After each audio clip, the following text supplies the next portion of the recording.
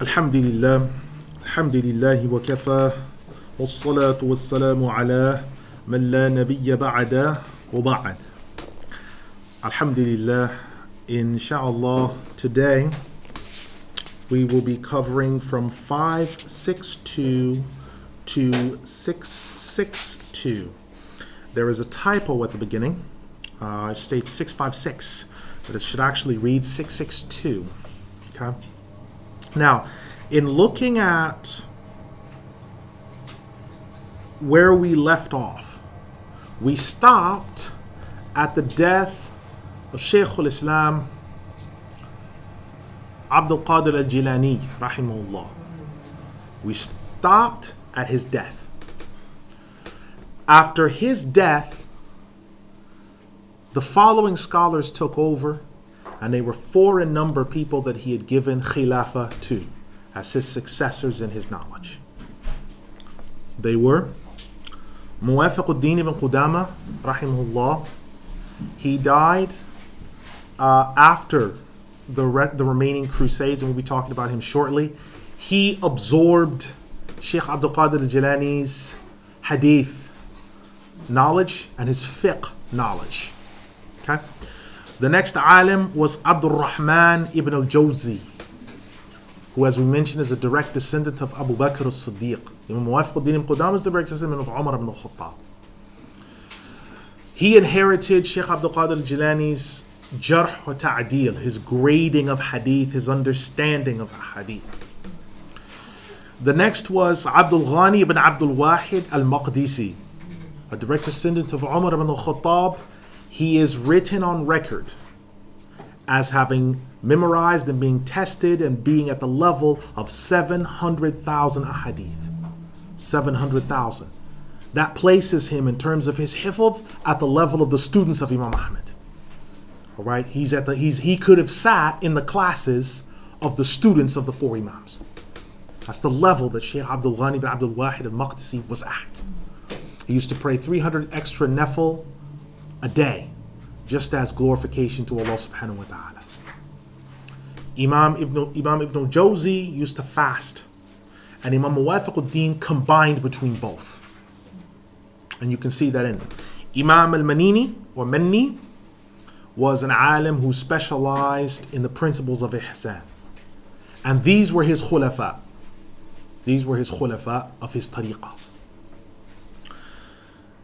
Now, Shaykh al-Islam Abdul Qadir al-Jilani rahimahullah dies at 91 years of age and passes his successorship to those 4.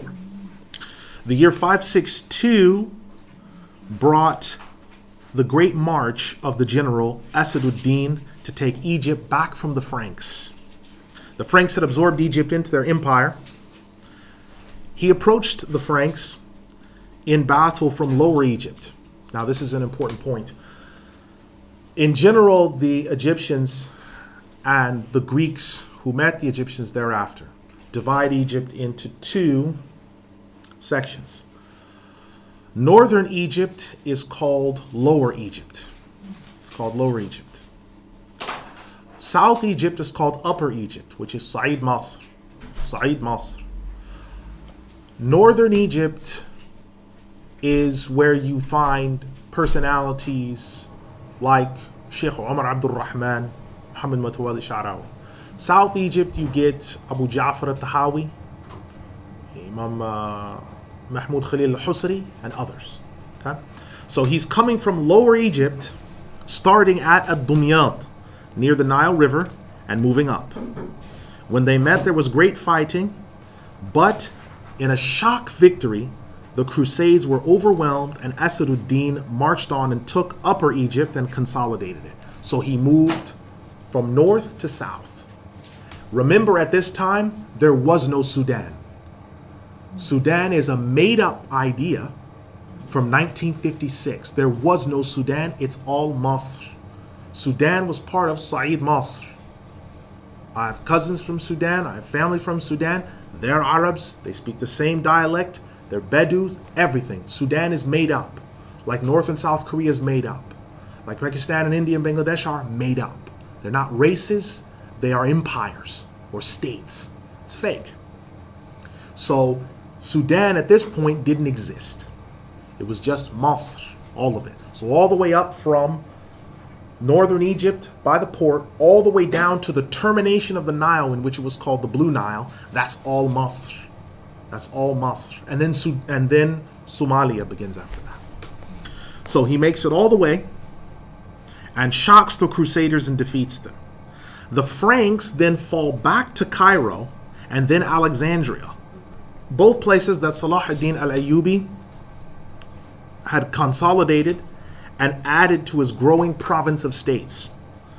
Al-Ayubi was working on making a loose confederacy of Muslim provinces, and besides being the head of the Muslim military, he didn't want any other leadership positions.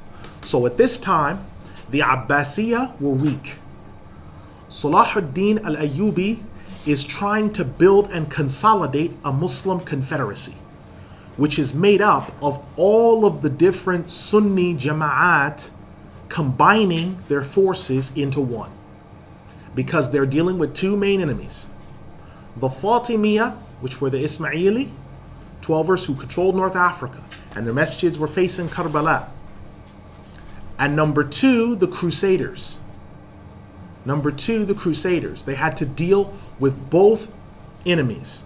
An internal enemy who insisted that they were Muslims, and an external enemy who insisted that they would cleanse the Holy Land of their areas. Be advised, as I did last lesson, that the Dome of the Rock was turned into Templum Domini, or Templum Seclorum. Once they invaded and took Jerusalem, they killed 100,000 people in one day. In some accounts, eating some of the people. The Dome of the Rock was turned into Templum Seclorum, or Templum Domini, and Masjid al-Aqsa was turned into a palace for one of the rulers, and also a horse stable. So at this time, Muslims really couldn't even be in Jerusalem. And if you were, you risked your life. Any of the big ulama that were in Jerusalem at that point bearing the name Al-Maqdisi, the Jerusalemite, Palestinians, left. They either lived in the foothills around it in cities like Safarin, Jama'iyya, or places like that, but they certainly were not in Jerusalem on a normal basis. So Salahuddin Al-Ayubi is creating this confederacy, starting with Egypt, then bits and pieces of Sham. And he and his brothers are the main ones putting all this together. At this time, the Arabs, for the most part, are finished. Salahuddin Al-Ayubi is a Kurd. His brothers, they're Kurds. In the east, it's the Turkish. The Arabs are finished, by and large. They are finished. This is the era of the Ajam, the non-Arab. And these are the people that are bringing the deen. Nuruddin Zenki gave Homs and its districts to his representative and deputy Asaduddin in the year 563 AH, and it remained in the hands of his children and their children for 100 years. So Asaduddin is the assistant and deputy of Nuruddin Zenki. And so when he's conquering, he's doing so on behalf of Nuruddin Zenki. Asaduddin had returned to Sham after securing Egypt, but the crusading Franks came back and he had to make a third campaign to stop them. This occurred in 564 AH.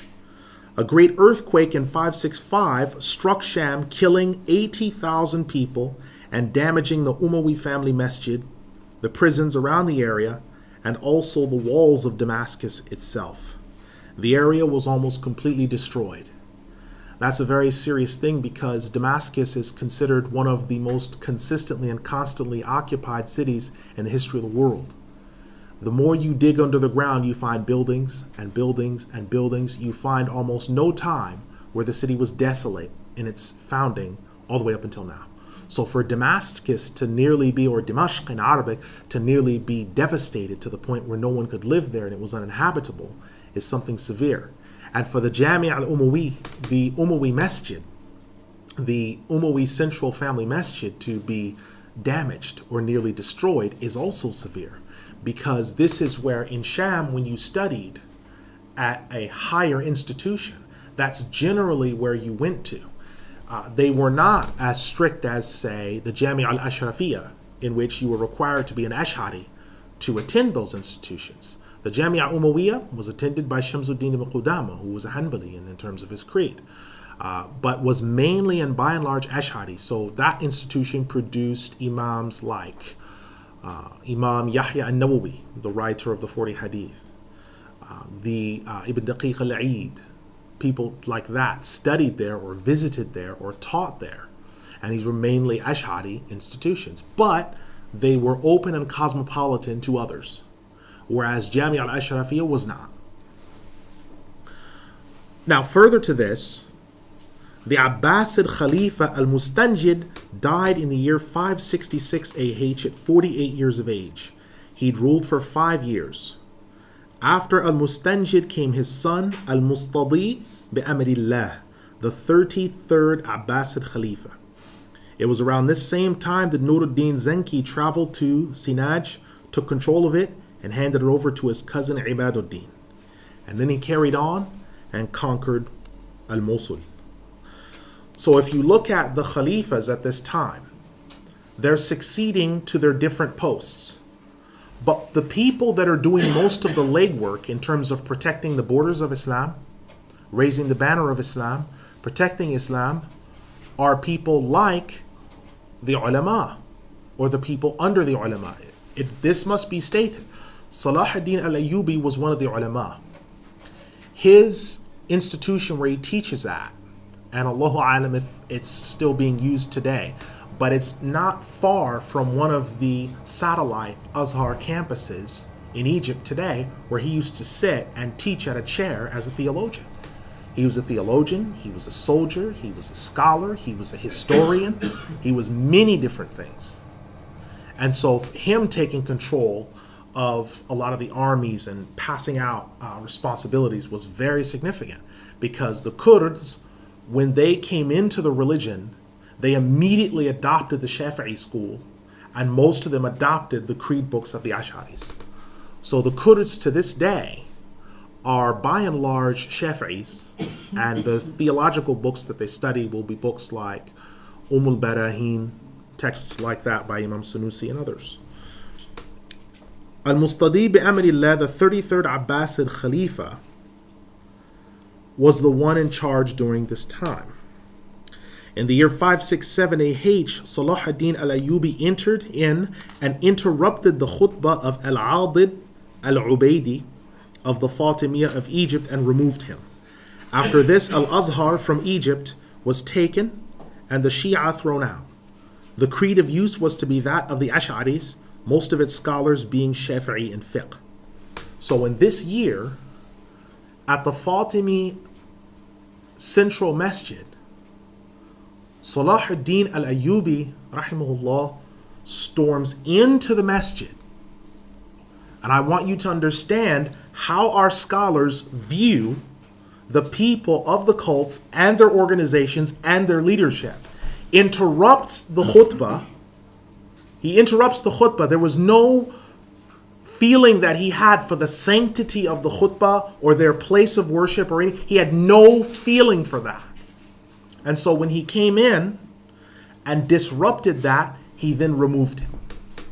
He removed him from power because this particular ruler was the chief speaker for the Fatimiyya. So he removed him from power. Then he stripped Al-Azhar University of the Shia, whether they were Ismaili or Ithna Ashari 12ers.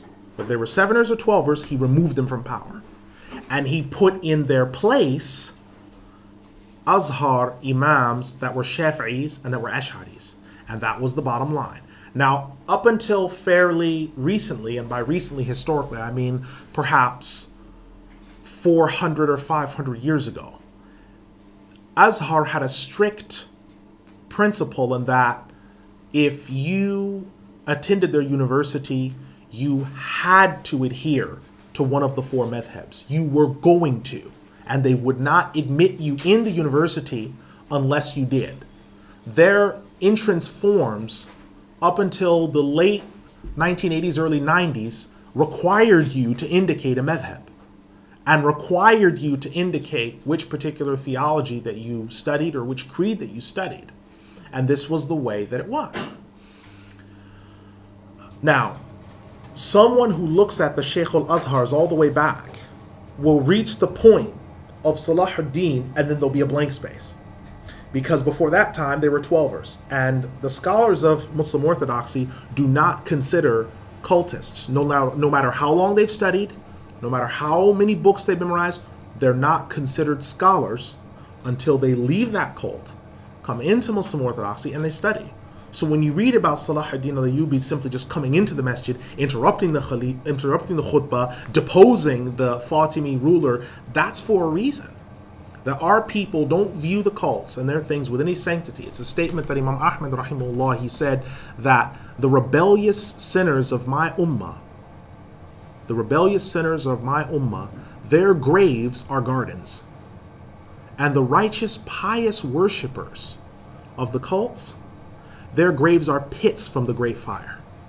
And that is how the early generations viewed the cults. We don't care how righteous you are. We don't care how noble you are. If you do not have the correct creed, it doesn't matter. Why? Where are they getting this from?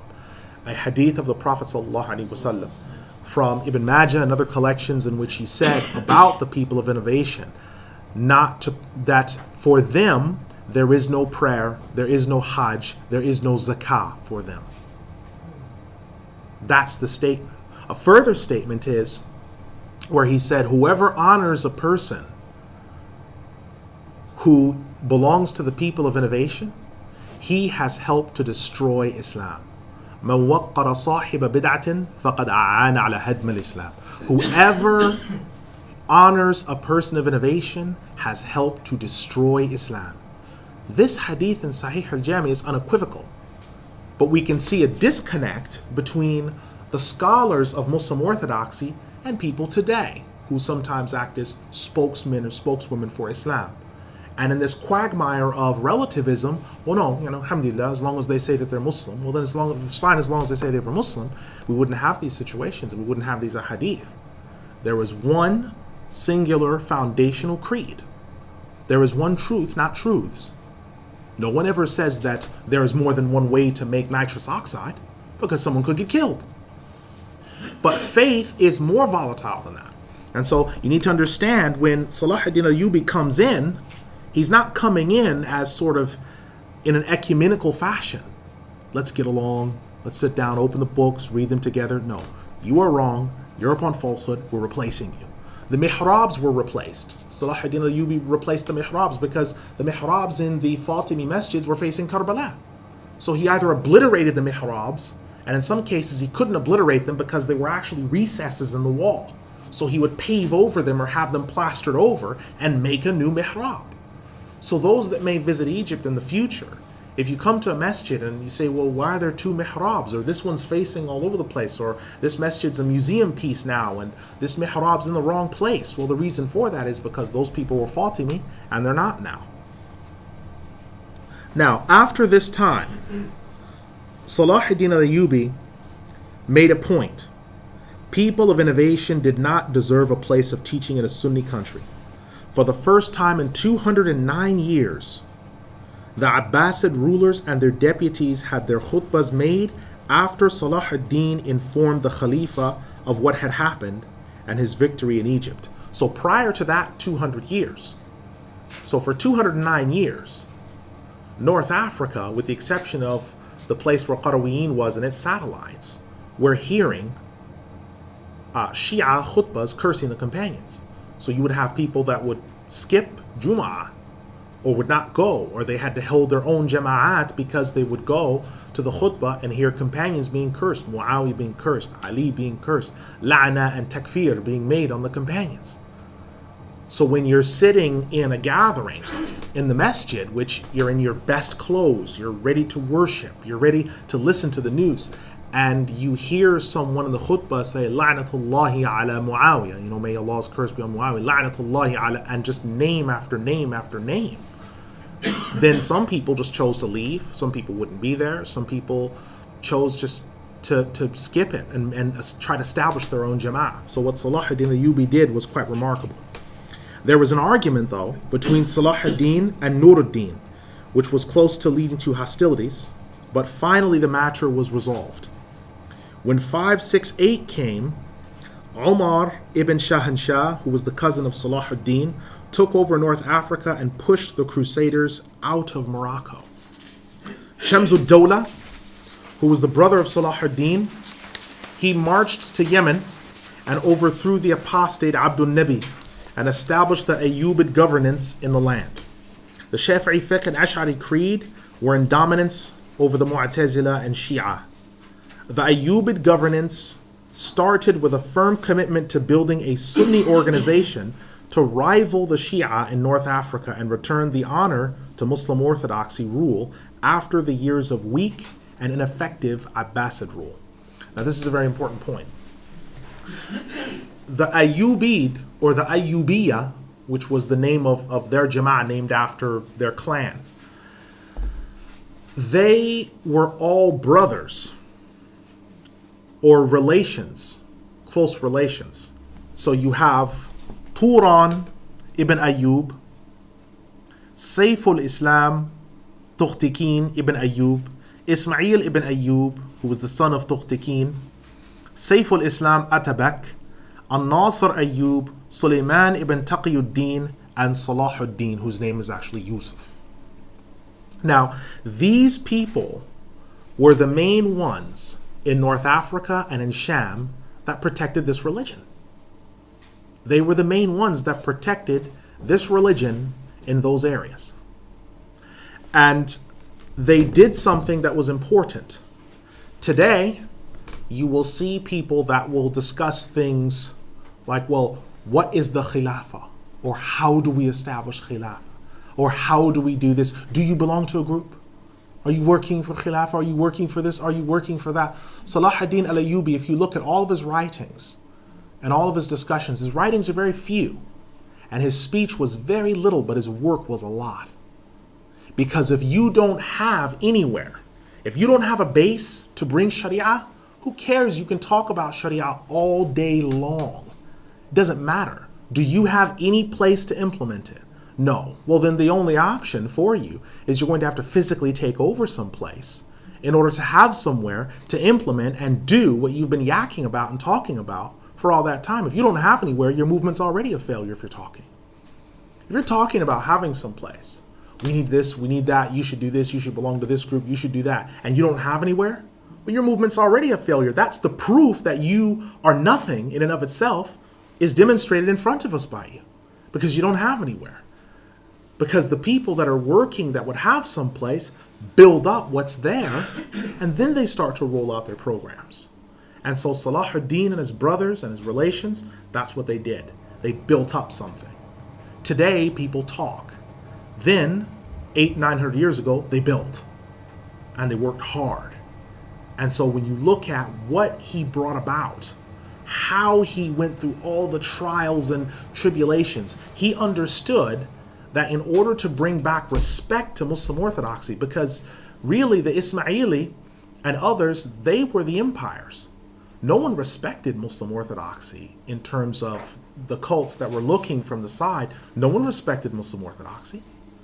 And so Salahuddin brought back respect that, no, we have a place where we're implementing, because the Abbasids, they couldn't go outside of Baghdad. If they went out, if their leaders went outside of Baghdad, they could be killed by the Turkish troops that supported their borders. They didn't have any real power. They couldn't control their own borders. They couldn't strengthen their own people. They didn't have the ability to collect their own zakah without getting killed by Turkish troops that were their support. So Salahuddin brought in the understanding that, no, we're going to make a confederacy and we're going to have a place and build things back up. And it makes sense because he was one of the ulama. So he and the other ulama would know how to do this.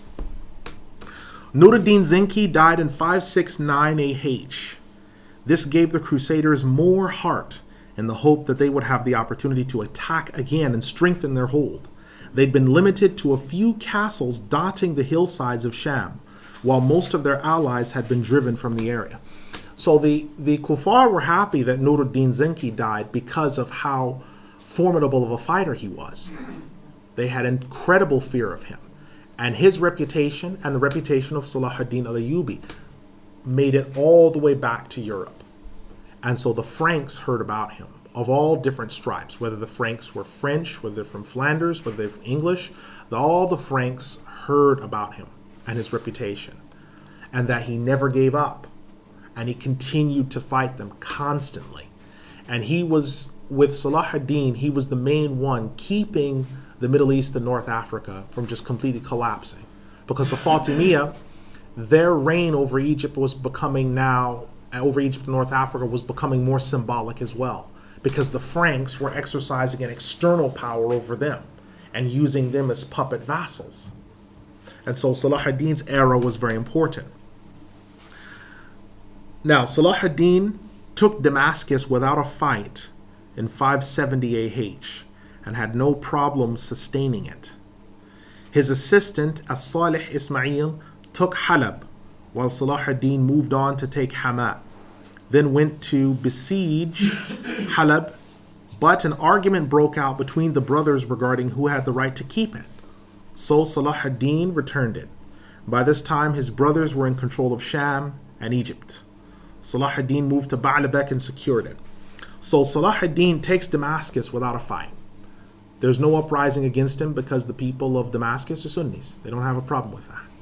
And the people of Damascus were tired of the fighting and wanted structure. His assistant, As-Salih Ismail, takes Halab, and Salahuddin moves on to Hama.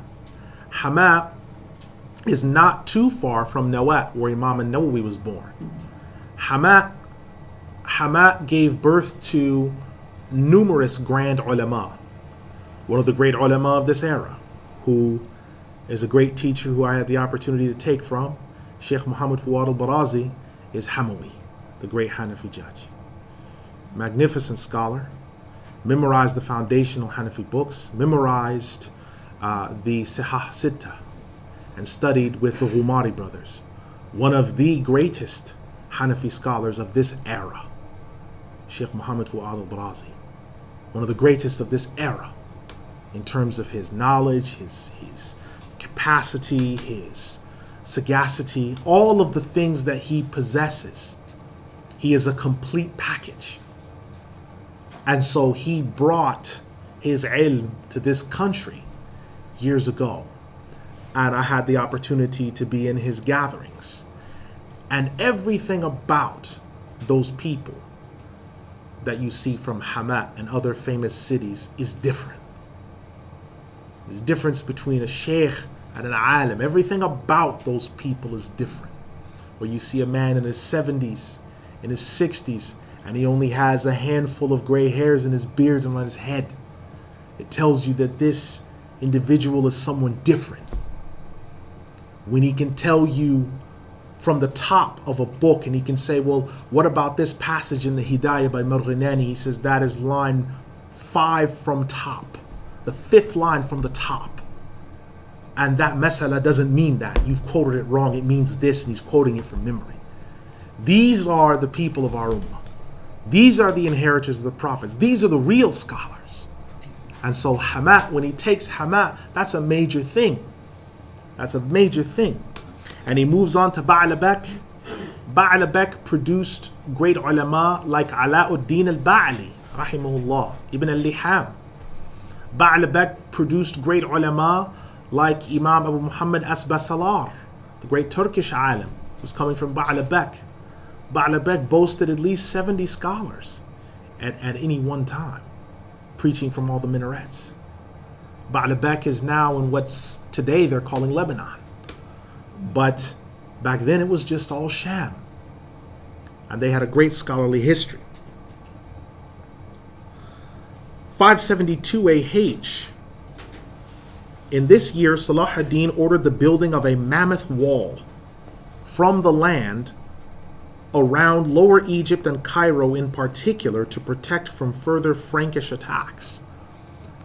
This huge wall, some historians state that it was to be more than 1,000 cubits high and more than 70 cubits thick. If you want to understand that, a cubit is 19 inches. You multiply that by 1,000, that tells you how high he wanted it. If you multiply 70 By 19, that tells you how thick he wanted the wall. He worked on that wall up until the day that he died, and would often be out there with them working on it, and insisted that the work continue after he died to complete the wall. It would have been completed and would have been bigger than the present Israeli copycat had his brothers not resorted to fighting, because there was infighting that occurred. But he was building this wall that would act as a buffer, so ships coming in from the coast were to see that wall, this monolith, and the only way that ships would be able to get in from the ports is they would obviously have an opening in the wall or some sort of structure. But he wanted this wall to be there so that way people that were guards would be able to see the Franks from the Mediterranean far out coming in, and they'd be able to protect it, because Egypt, if you look at where it is geographically, it's quite a strategic location, and being in a strategic location makes you weak as well, because it leaves you open to attack. So in World War II, that was one of the places that Rommel wanted to secure. And this is why Egypt is such an important place in terms of its location. So Salahuddin wanted a massive wall to be built up to control it. In the year 573, Salahuddin left Egypt and marched into Asqalan, near Gaza. And he drove the Frankish troops from the area and established his rule. Asqalan is the place that many scholars hold as the birthplace of Imam al-Shafi'i. His parents coming from there. And some scholars hold Imam al-Shafi'i to have been an Egyptian Palestinian because of the bordering area. This place is also the location of Imam Ibn Hajar al-Asqalani, who was an Egyptian Palestinian. So we still see that even in this time, the Palestinians, for the most part, are making up the bulk of the big ulama that are in Sham. And so Ibn Hajar, who we'll be reading about later, about 200 years, 300 years later, is coming from Asqalan. The brothers of Salahuddin put the Crusader forces to flight in 574 AH as wave after wave of Crusaders appeared on the horizon as driven by the Catholic Church. By the Catholic Church, we don't mean just the Roman Rite. We mean all seven madhabs, or all seven rites of the Catholic Church. Byzantine Rite, Roman Rite, Coptic Rite, Ethiopic Rite, and the rest of them. These were the madhabs of the Catholic Church. It's often a misnomer that people will make when they talk about the Catholic Church. They'll say the Roman Catholic Church. Well, the Roman Rite is the biggest, but it's not all of the Catholic Church. The Catholic Church is big, just like if someone referred to Sunnis and said the Hanbali Sunnis. No, Hanbalis are within the Sunnis, and Sunnis are a big group, and Hanbalis are within them. And so the Catholic Church is a big group, and they have seven madhabs within them. Although these madhabs fought with each other about a number of topics, some of them included the following. For the Roman Rite, there was a huge dispute between the Roman Rite, and please remember at this time there were no Protestants, there were no Baptists, there was no C of E, there were no Quakers, there were no evangelicals, there were no Episcopalians, Lutherans, Peace Lutherans, Pentecostals, Oneness Pentecostal, right? Seventh-day Adventists, Foursquare Gospel, that didn't exist. There was one church. It was a Catholic Church. And anyone who wasn't was persecuted violently. But there was a dispute regarding a particular matter, and it had to do with the canonicity of their books. The Roman Rite of the Catholic Church accepts what are called the apocryphal books, diminutively in English, which are generally the deuterocanonical books, like Tobit the First, Tobit the Second, First and Second Maccabees, and other books, Judith, Susanna, and others. The Ethiopic Church accepted those books and also others which brought the Ethiopic canon to 100 books. The Douay copy of the Bible is 81 books. Do not ever let yourself be confused in a discussion with a Christian in which you say there are different versions of the Bible, and they say no, there are different translations. Stop them as courteously as you can and say no, the Douay Bible is 81 books. The Gaiz Ethiopic Bible is 100. The Coptic Bible is of a similar size. There were disputes about these books and the doctrines contained within them. Interestingly enough, there is a book in which, because you will find Protestants today saying, the Muslims, there's so much folklore in the Qur'an. There's folklore, apocryphal stories, fables and mythology. For example, the Prophet Isa alayhi salam being born and speaking while he was a baby. And then there's another fable in which the Prophet Isa alayhi salam forms a clay bird and breathes into that bird, and it becomes a living bird. That shouldn't be something difficult, because before there was any such thing as a Protestant, the Catholic Church believed that. The Catholic Church today believes that. The Catholic Church today believes these things. That he breathed into a bird and that he spoke when he was a baby. These are things that are within the Catholic Church. The table that came down, things that Protestants now laugh about because they've reconfigured their theology. Things that the table spread with Surah Al-Ma'idah, in which the table of food that came down, that was part of that's believed by the Catholic Church. That's believed by the Byzantine Rite. These aren't things that are in dispute at all, with the exception of the Protestants, who have 33,000 among all the different Christian groups, are the most sectarian. So it's very important that you understand during this time, although the Catholic Church had all of these internal disputes over whether the Pope in Rome is a bishop among bishops, or whether he is the supreme bishop, as he claims that he is the second part of the Trinity on earth when he speaks in ex cathedra, that is God speaking, and whether he takes the place of the second part of the deity on earth. That's what the dispute is. The Coptics do not accept the Roman bishop as the second part of the Trinity and the vicar of Christ. They don't accept it. But the Roman Rite believes the Pope has the ability to forgive sins, to remove people from purgatory, there was another dispute as well over whether purgatory and limbo are of the same caliber. So you'll have the Pope today, Pope Benedict XVI, express doubt regarding limbo, but not purgatory. In which case, Christians that are not fully reconciled to God when they die spend time in purgatory to be purified. Some of the churches had disputes with their interpretation of it. There were disputes regarding the Eucharist. Is Christ's body, when you say the words over the benediction, does it become his literal flesh and blood? There were then disputes over was when Mary, because there's a lot of Mariolatry in which Mary is almost worshipped in a sense by the Catholic Church. But there were disputes among them over how to initiate and carry out that shirk.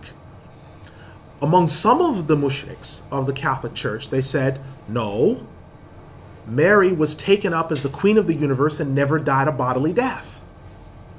And so you make intercession through her, in which case she makes intercession through Christ, who in turn makes intercession for you to God the Father. But then there were some of them who said, no, she died an earthly death, but she was still taken up and is the queen of the universe. But they were all agreed that she was perpetually a virgin, that she is the queen of the universe, the supreme mediatrix. And so if she's mentioned in a prayer in which you call on her regarding forgiveness of sins or what have you, then it will be granted. So there's all this dispute, but they're agreed Muslims are an issue.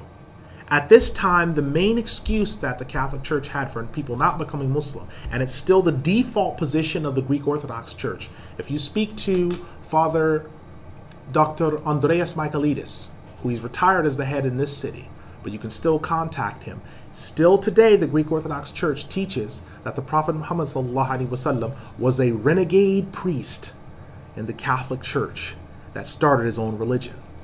And so when you ask them how they would explain the Prophet Muhammad sallallahu alaihi wasallam, how he came about, his godliness, his knowledge, all these other things, they say he is a renegade priest from the Catholic Church. The Protestants are more inventive. He had epilepsy, his demons. But the Roman Catholic Church have hung on to him being a renegade priest. He just knows too much about Christianity. He must have been a bishop or a cardinal. Had to have been. So with that, we're looking at the Christian world still trying to stay unified regarding the Muslims. In 575 AH, the Khalifa Al-Mustadi bi'amrillah died at 36 years of age. The 34th Khalifa to come into power from the Abbasid governance was An-Nasir li-Dinillah. An-Nasir li-Dinillah. He was the son of Al-Mustadi, and he ruled immediately on the death of his father.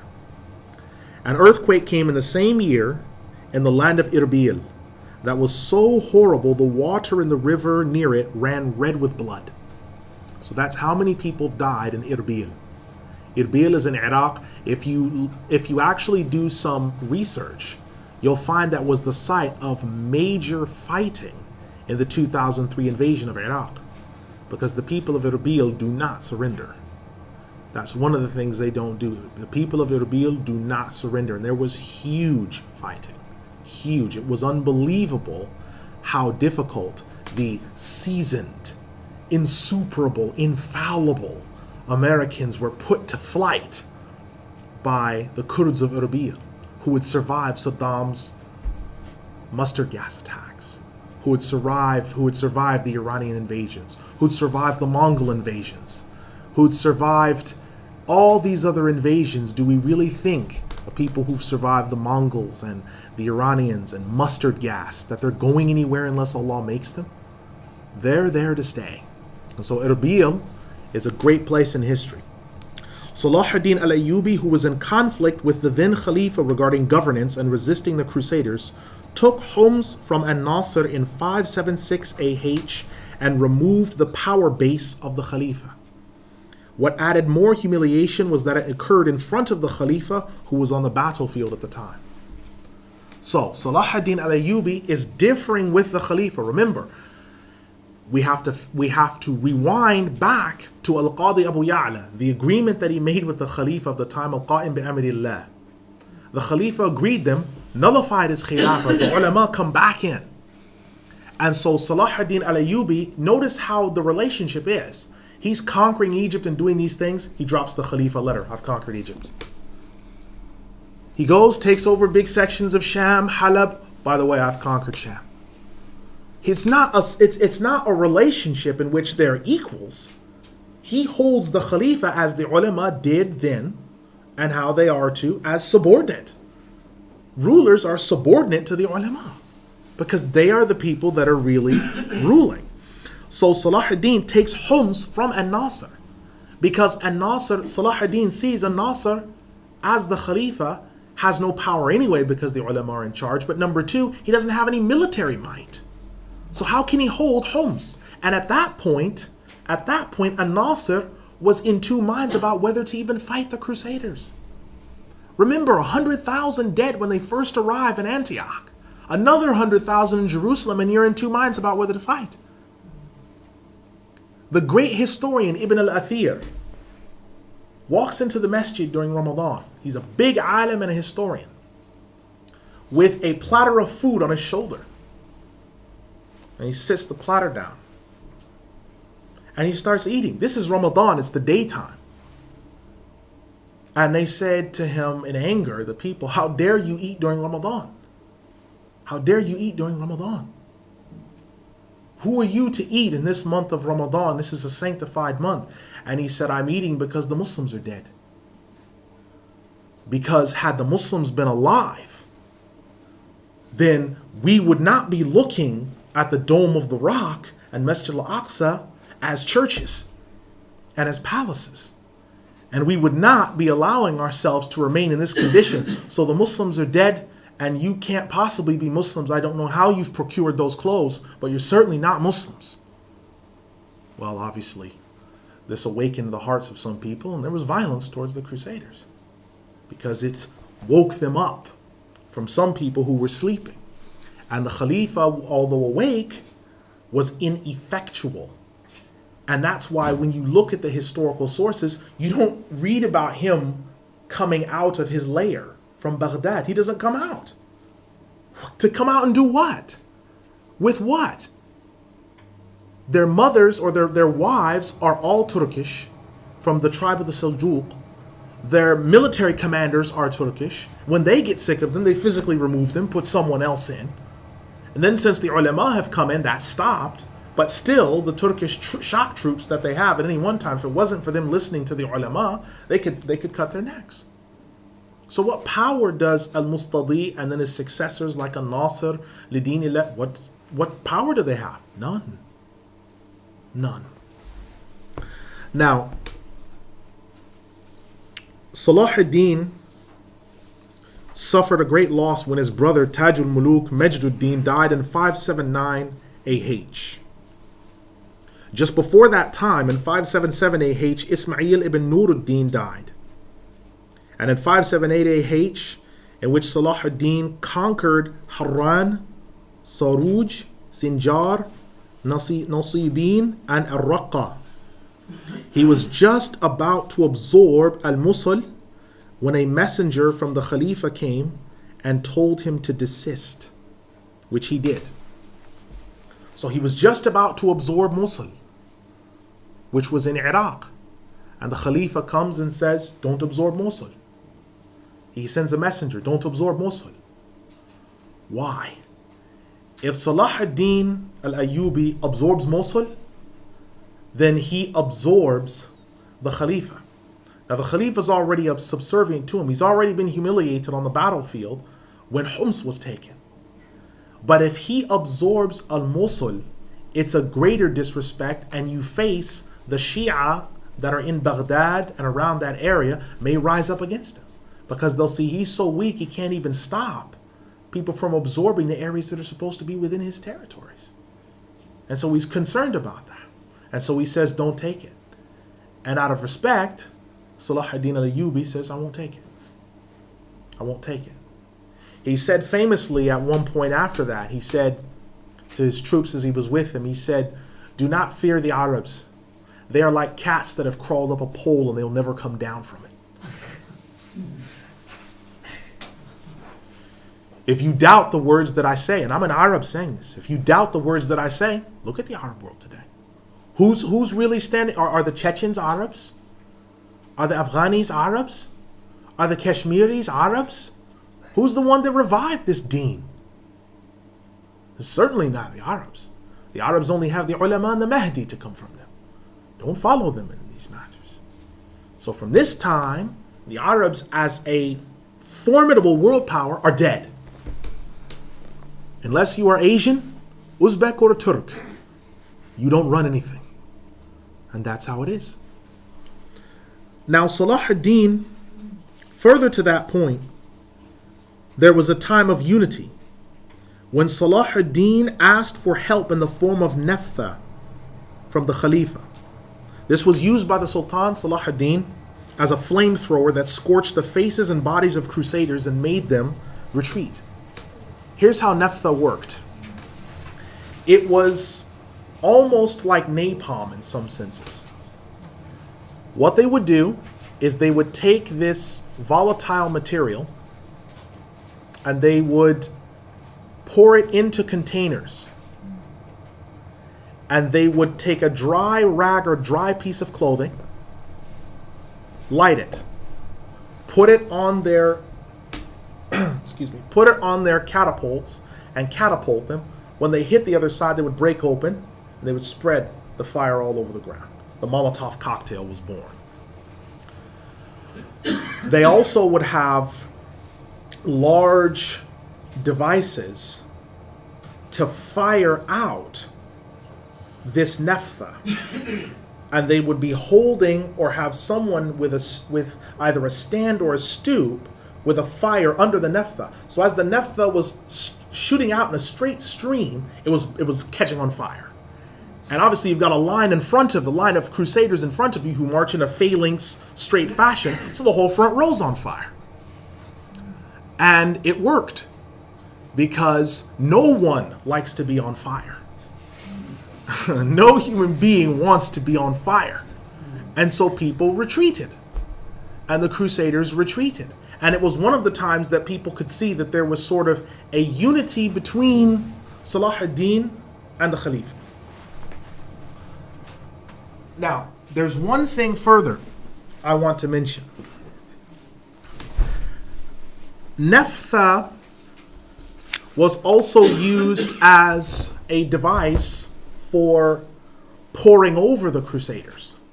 So when they would be trying to storm from their castle, one of the fortresses of the Muslims, they'd pour it over the top, and it had a sweet smell. And so they thought nothing of it, that it was either water or rose water. They didn't know what it was. And then one of the Muslims would throw a torch over the wall and they burned to death. And this is what happened in the battle. And so the Muslims began to turn the tide in the Middle East against the Crusaders. They began to turn the tide. Astrologers and soothsayers in 582AH gathered together and predicted in the month of Sha'ban that the end of the world would occur, as 6 of the planets were going to be in complete alignment. This terrified the unbelievers in general, and in particular the people of Byzantium, who put much hope in such predictions. Many people from the unbelievers sold their possessions and property and waited in far away areas and watched the sky, waiting. Imam Ibn al-Imad and others noted this day and only shook their heads as the time passed for the prediction of the end of the world, and newly wealthy landowners refused to give back the possessions sold to them by poor and extremely gullible people. So this type of understanding among unbelievers should not be unknown to us. And some of us get caught up in the hype. It had been said by some people among the unbelievers, 1914 is the end of the world. 1917, 1918, 1919, 1929. 1933, 1939, 1949, 1987. People at my door telling me the world is finishing in 1987 because of the stock market crash. 1994, 1997, and Y2K in 2000. The predicted belief of some Christians that on the 31st of December 1999, 11:59 and 59 seconds, Jesus Christ would appear. Of all places, New York first. Because obviously, he has to come to the United States first, doesn't he? Even though he's coming from Jerusalem and Damascus, he's got to come there, doesn't he? Because that's where God is, isn't he? So this is the understanding that they had predicting the end of the world.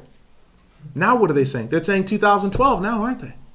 They're saying 2012, aren't they? They've made a movie about it. The Mayan calendar. Don't be deceived.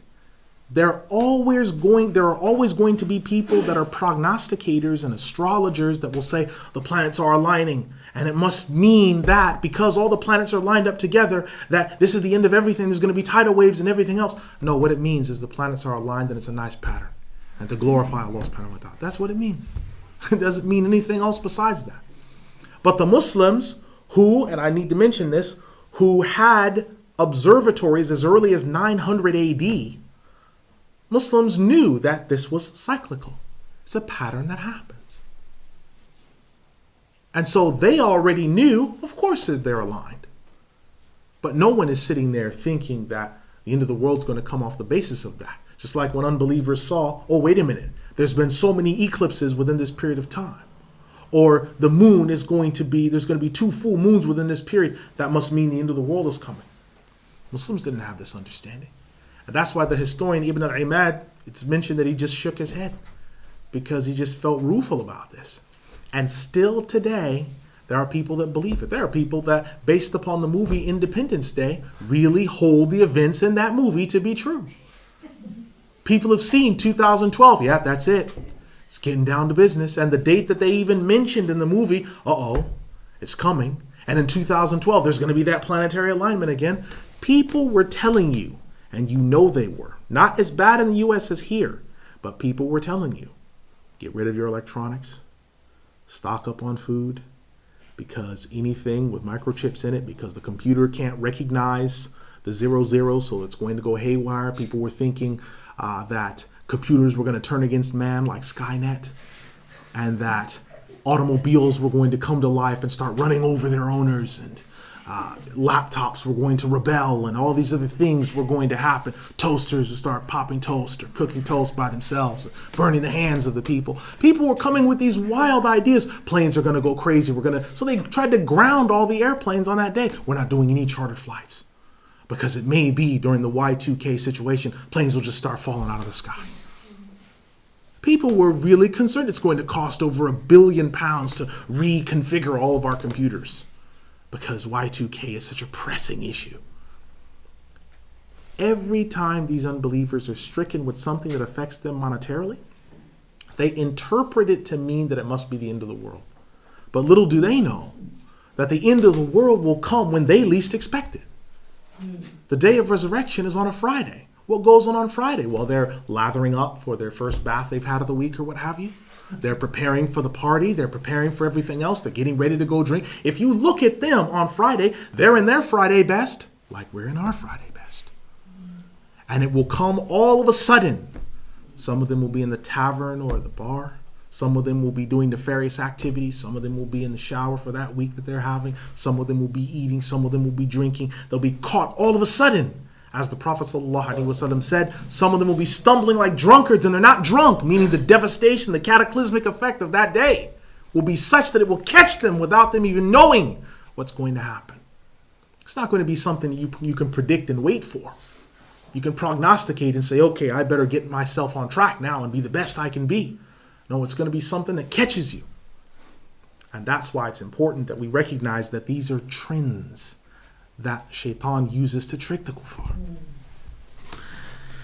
Muslims rejoiced in 583 AH when Salahuddin swept into Sham with his 3 generals, Muwafiquddin, Imaduddin, and Abu Umar, all the sons of the great Imam and preacher Ahmed ibn Qudama, and ousted the Crusaders from Jerusalem and the immediate area after more than 90 years of occupation. The people celebrated greatly, and he began the task of turning Templum Domini back into the Dome of the Rock and the palace of Baldwin I back into Al-Masjid Al-Aqsa. More than 90,000 Crusaders were defeated by merely 40,000 troops that did not have the numbers the unbelievers possessed. Okay, so when you look at that victory, Salahuddin Al-Ayubi, he's walking around his camp at night. He's awake. Muwafiquddin ibn Qudama is awake. Imaduddin is awake. Abu Umar is awake. And he sees some of his troops sleeping and not praying tahajjud. He's kicking them. And he says, what are you sleeping for? This is the day before the battle. What are you sleeping for? And then one of the troops said something, and some of the other ones chuckled. And he says, what are you smiling for?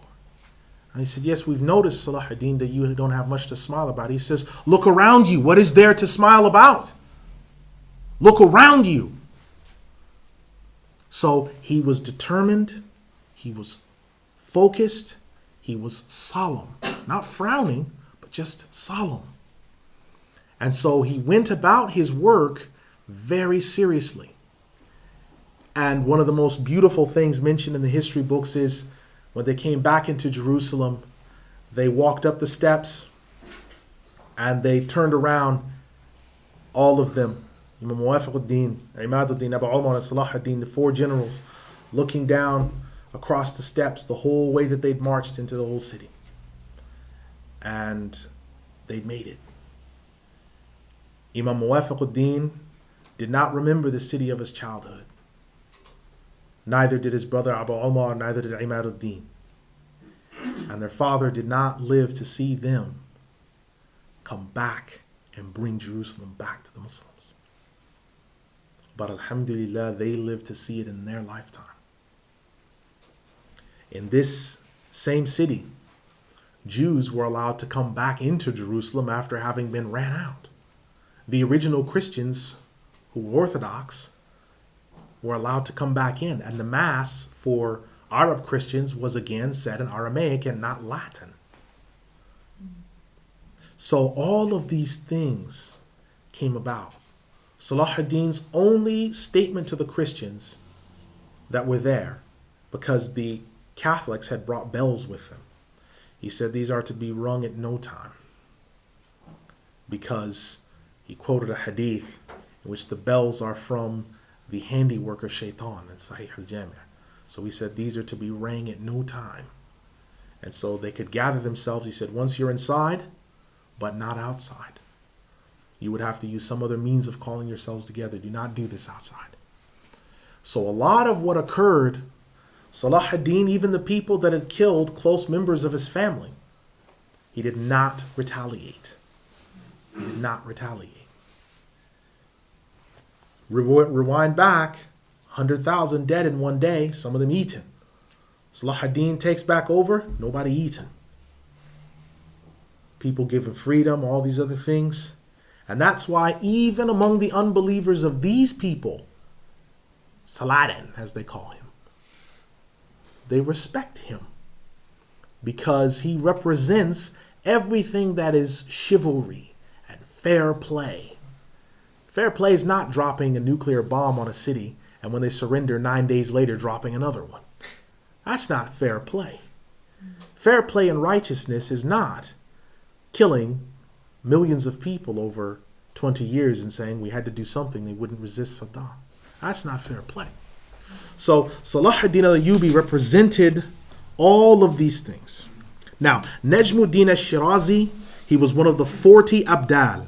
He died in 586 AH and was buried at Qasiyun Mount, where the Abdal meet every year. I'd mentioned this in one of the previous statements that I said. Every year, the Abdal meet near Jabal Qasiyun, or Qasiyun, it's two different pronunciations they have for it. Imam Najmuddin al-Shirazi was one of those Abdal. So he dies and gets buried at Jabal Qasiyun. Now his rank was such in which whenever something was difficult for Imams Muwafiquddin and his brother Abu Umar, they used to ask Najmuddin, who would always supply them with the answer.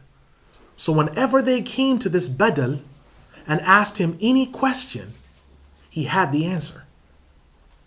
Because these people, as we mentioned in the hadith, these 40 high-ranking saints, they're the ulama of the ulama. They're the cream of the ulama. And as the hadith we have in the Muslim and Sahih al-Jami', that sustenance is sent down to you in rain because of them. These people. So when you come to them, it's these Abdal, as I mentioned before, it's these people that meet together that give fatwas that reverberate for the whole ummah regarding crop rotation or issues that have to do with genetic modification of food or test tube babies. When they give fatwa on these matters, it goes through a whole range. Now, Imam Muwafiquddin is no minor figure. He's a memorizer of 400,000 hadith. He's one of the Abdal. But it shows within the Abdal there are ranks. And the greatest of them have ranks within them. So it must be understood that these people, when you look at them, these Abdal, they're the scholars of the scholars of the scholars, the cream of the ummah. And nowadays, some people will conflate between the scholars and sometimes have them all in one lump. The scholars are not of lumps. They have different patterns and ranks within them. And so when you're looking at the pattern of a fatwa that you should take regarding an international issue, you don't speak to your locally. You don't ask your local imam, how do you feel about this imam sahib? He's nothing. You deal with and you look for what are the Abdal saying about this matter. I don't care what the local imam says. If he's barely able to speak pidgin Arabic, alhamdulillah, we're fortunate. Never mind asking him about something that's beyond the scope of his limited grasp. Allahu Akbar, he barely comes outside. So we have to look at things in their proper perspective. That the Abdal, these are the people. So every now and then, they'll just come out and say something and disappear again. Or they'll come out and say something and no one, to this day, among the Palestinians, the Badal that distributes the food among them is Imam Abdul Rahim Al-Hanbali. He distributes the zakah among them. He collects everything together, just him, and somehow him and whoever people help him, they distribute the zakah to the people in terms of food, in terms of drink and what have you. Every now and then a statement will come out, like for example, I've stated it before. When Sheikh Al-Azhar came and he said that the niqab's got nothing to do with Islam. And then he also made a statement before then regarding hijab in France. Both times they went to one of the Abdal. And one of the Abdal of this age is Sheikh Muhammad Sa'id Ramadan al-Buti. And he said, you tell Sayyid. He didn't even call him Sheikh.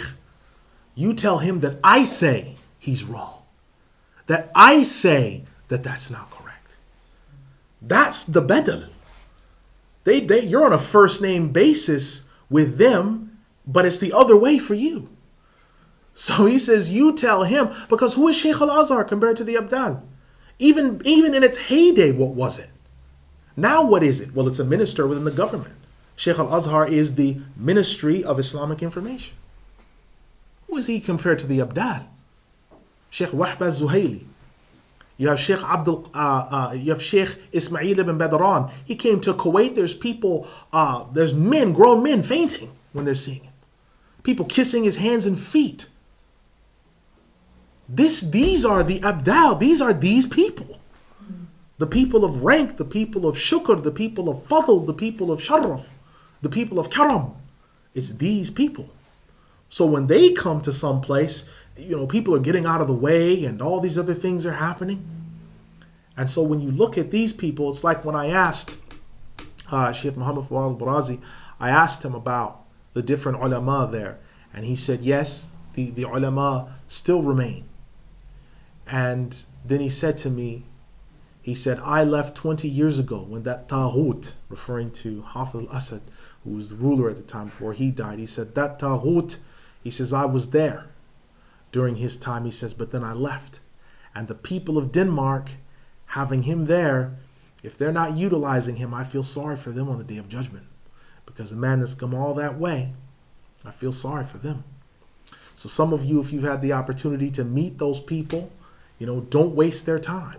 Even if you can just shut up and just sit and just listen to them speak, do that. Because these high-ranking people have an authority in the ummah that's not like anyone else that you'll meet. They're not. And so this is why the Abdal are so important. One of the greatest war generals the world has ever seen, Salahuddin Al-Ayubi, founder of the Ayyubid governance, Ash'ari theologian, thinker, and the most famous Kurdish ruler of history, died in 589 AH. He was carried on the backs of scholars and nobles alike.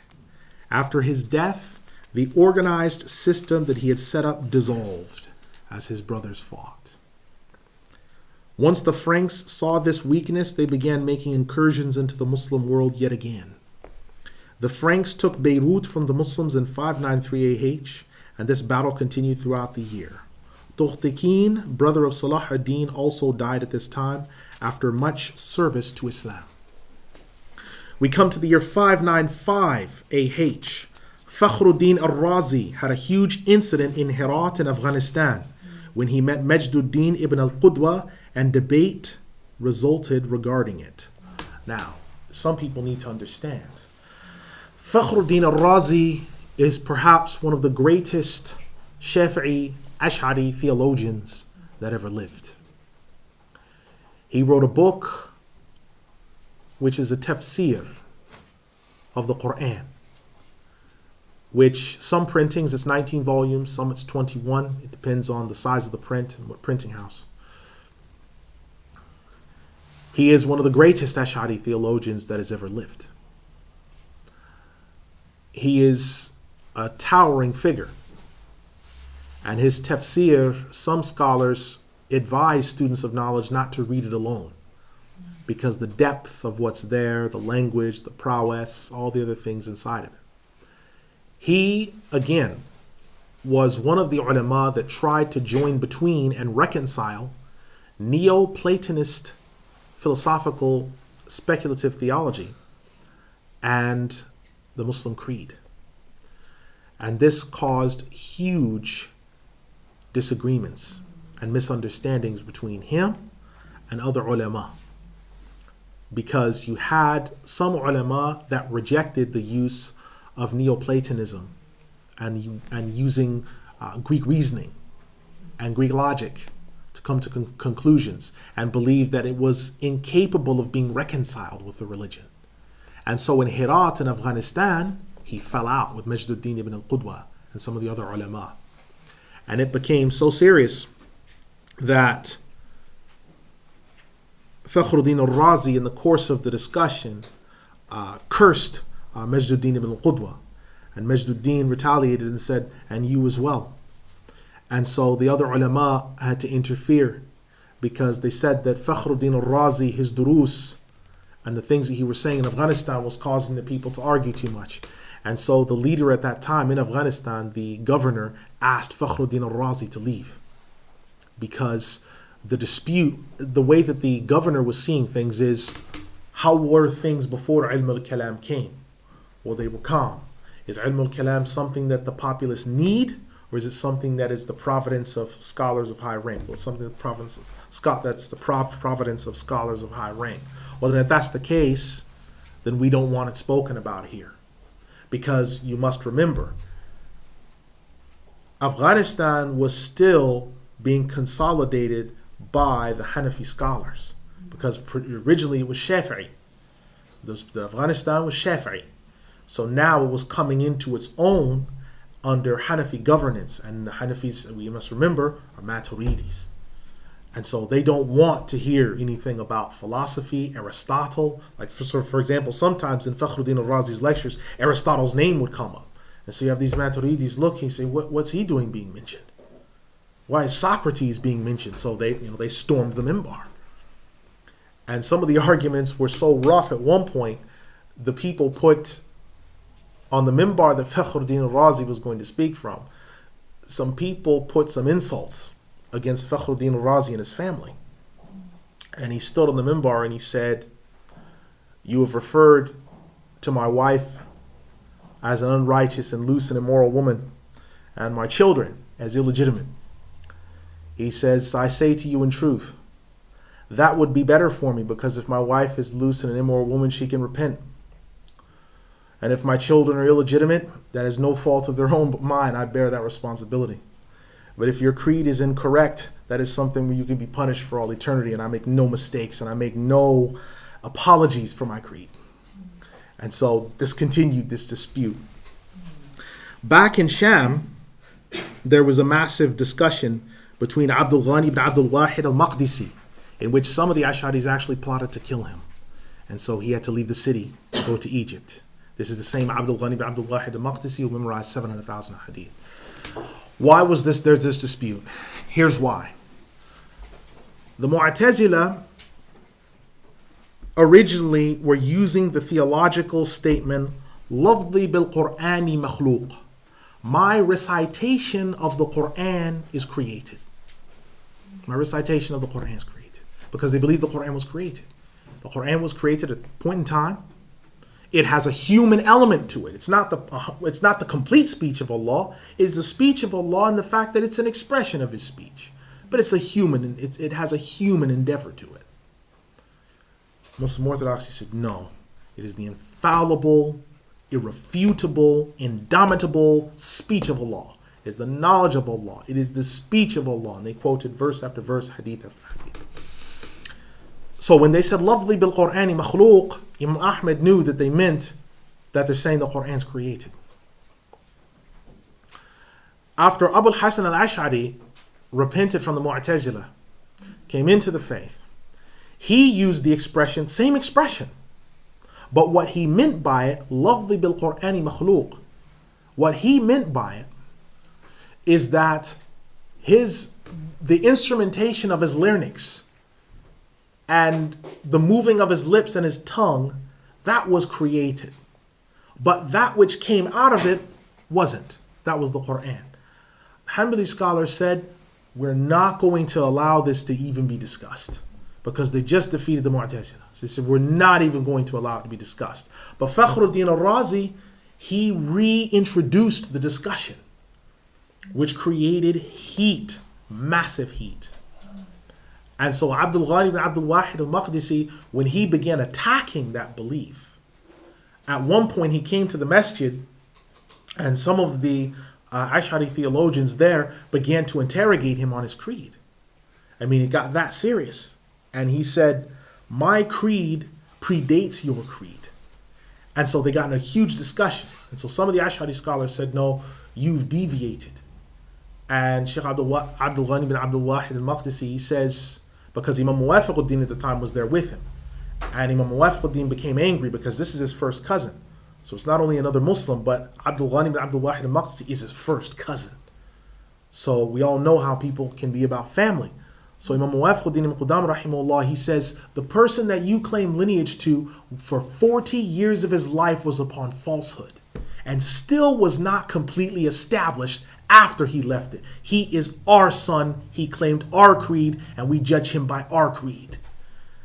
Well, obviously there was an incident.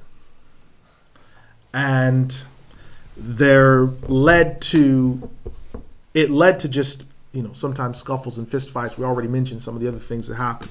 So Abdul Ghani bin Abdul Wahid al-Maqdisi had to leave. Right? He came to Egypt and he taught hadith there up until the day that he died. Sheikh Abu Umar ibn Qudama,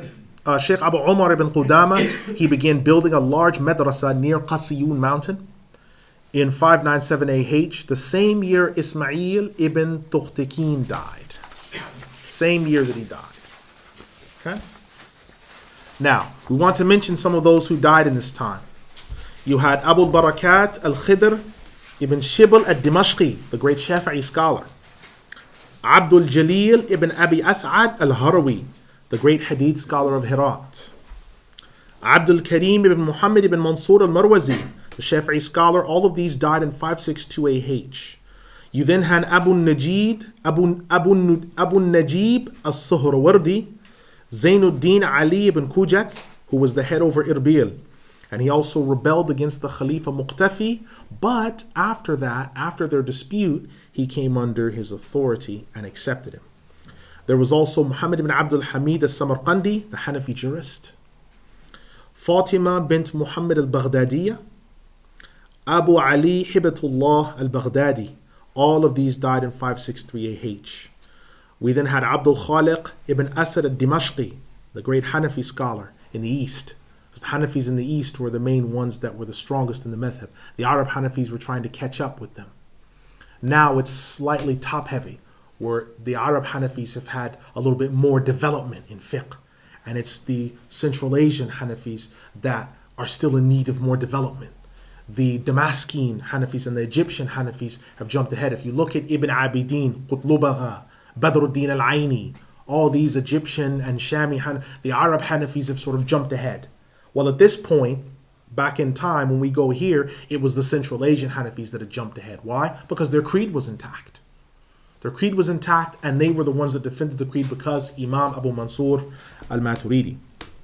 You have Ali ibn Muhammad al-Balansi, the great scholar and judge of Andalus. Balansi today is called Valencia. Today is called Valencia. Okay, they call it that. But Balansi is where he's from. To think that a place that produced ulama like that is now a tourist destination where you see men with t-shirts and short shorts and gray socks pulled up to their knees and brown sandals trooping around this location. There were big ulama that came from this place. Big ulama that came from this area. Further to this, you also had Abu Barakat ibn al-Husri, who was a good friend to Imam Ibn al-Jawzi. He was a classmate with him. All of these died in 564 AH. There was Abu al-Karam ibn al-Darir, who was a Hanbali jurist. Ibn Halim al-Baghdadi, who was a Hanafi scholar and also specialized in the disciplines of Tasawwuf. These died in 566 AH. Then there was Khadija bint Ahmed al-Nahrawani in 570 AH. Just a quick question for you to peruse. Where are the female scholars today that are like these, that are being put on the map, that are being mentioned, that people can take from? I went to take from a female scholar once and was told it was haram. Where are they? I'll leave that for you to answer. Then there was Ibn Asakir, the great Shafi'i alim. Ibn Asakir wrote numerous books, particularly one defending Abu al-Hasan al-Ash'ari and his theology, because some of the scholars in his time began to denigrate, not all of them, but some of them began to denigrate Abu al-Hasan al-Ash'ari, some of the Maturidis, some of the Hanbalis, because they said, our Imam started out correct with the correct creed. Your Imam started out with a deviated creed and intended to still hold on to the deviation when he came to the Orthodox faith. So there was still that dispute. So he decided to write books to defend that. He died in 571 AH. We have Abu al-Fath al-Hanafi al-Harawi in 572 AH, one of the great Hanafi scholars. You will see later as we go along, the Hanafis built a dynasty in Afghanistan in terms of their knowledge, particularly the Pathans. You had Mullah Ali Qari, the great scholar, great Hanafi scholar, Mujaddid al-Thani. His title's actually the Mujaddid of the 12th century. Ahmed Sarhindi, Imam Ahmed Rida Khan. These were the people that were the proper scholars. And so they continued in Afghanistan and the places around there. We also find in this time Shuhada bint Abi Nasr, 574 AH. Imam Ibn As-Sa'igh in 575 AH. Shamsud Dawla al-Malik al-Mu'azzam, Turan Shah, the older brother of Salahuddin, whose sister had him buried at her school in Sham in 576 AH. You have Abu al-Hasan al-Bajra'i in 588, who was a student and a teacher at the madrasa of Imam Abdul Qadir al-Jilani. You have Shu'aib ibn al-Husayn al-Tilmisani, who was also called Abu Madyan. Now he's very important. People who know about him, he's sometimes called Sheikh Shuyukhina, the Sheikh of our Sheikhs. Abu Madyan is coming from that North African region. Those that claim lineage to the Shadhiliya will often mention Abu Madyan. He was known for his rigorous fasting, his worship, his knowledge of the states of the human self, and was a self-realized saint. He is to Morocco perhaps what Abu Hamid al-Ghazali was to Baghdad in terms of his importance. Abu Madyan, his knowledge of the states of the heart and his careful detail that he took when discussing matters of the religion showed his righteousness. A Maliki. It's Maliki. But Abu Madyan was a great scholar, and that can't be disputed. He traveled throughout North Africa, sitting with different ulama and different sheikhs. He is such a revered figure. If you go to the library in this city, there's a study that's been made about him that's 300 pages long. I advise you, if you can, not all of you because it's only one book, but if take turns, if you can, order it, Amazon it, if you can, to get the book about Abu Madyan. It's just titled with his name. I'm not able to remember off the top of my head the particular kafir that translated it, but this kafir took the trouble to learn Arabic, and he has kept the Arabic text in the book next to the English on the opposite page, and discussed and salivated over Abu Madyan and his rank and how noble he was. And I thought to myself when reading this, I hope this man entered Islam. Knowing what he knows, if he died of a sudden coronary or arterial sclerosis, he's finished. Because you don't know about someone like this and then up and die kafir. You just cannot do this. So this book, it's a major achievement. Abu Madyan is a major scholar. A major scholar. Further to this is Muhammad ibn Rustum, who was the judge. He was one of the judges of the 40 Abdal. He did not marry, but had numerous wonders attributed to him. He died in 590 AH. You have Abu al-Fath Uthman, who was the son of Salahuddin. He was head over Egypt. Abu al-Walid Muhammad ibn Rushd, the grandson of Ibn Rushd. Someone who was a great scholar was that one, Ibn Rushd's grandson. You then had at the same time someone claiming to be the returned Christ. And so the Muslims crucified him for his blasphemy. And some people were led astray by him. And this happened in the year 595 AH. So the people that would say, well, I'm the returned Christ, and they crucified him, that would be impossible. Because obviously, he'd be the Messiah, and the Muslims knew that this was false. So someone claiming prophethood, or claiming prophecy, or claiming reincarnation, we wouldn't accept someone saying, I am Napoleon, or I am the Prophet Muhammad again, or I am the Prophet Isa again. The Muslims did not accept that, and so he was crucified. Ibn al-Jawzi, rahimahullah, died in the year 597 AH. 597 AH. He wrote 500 books.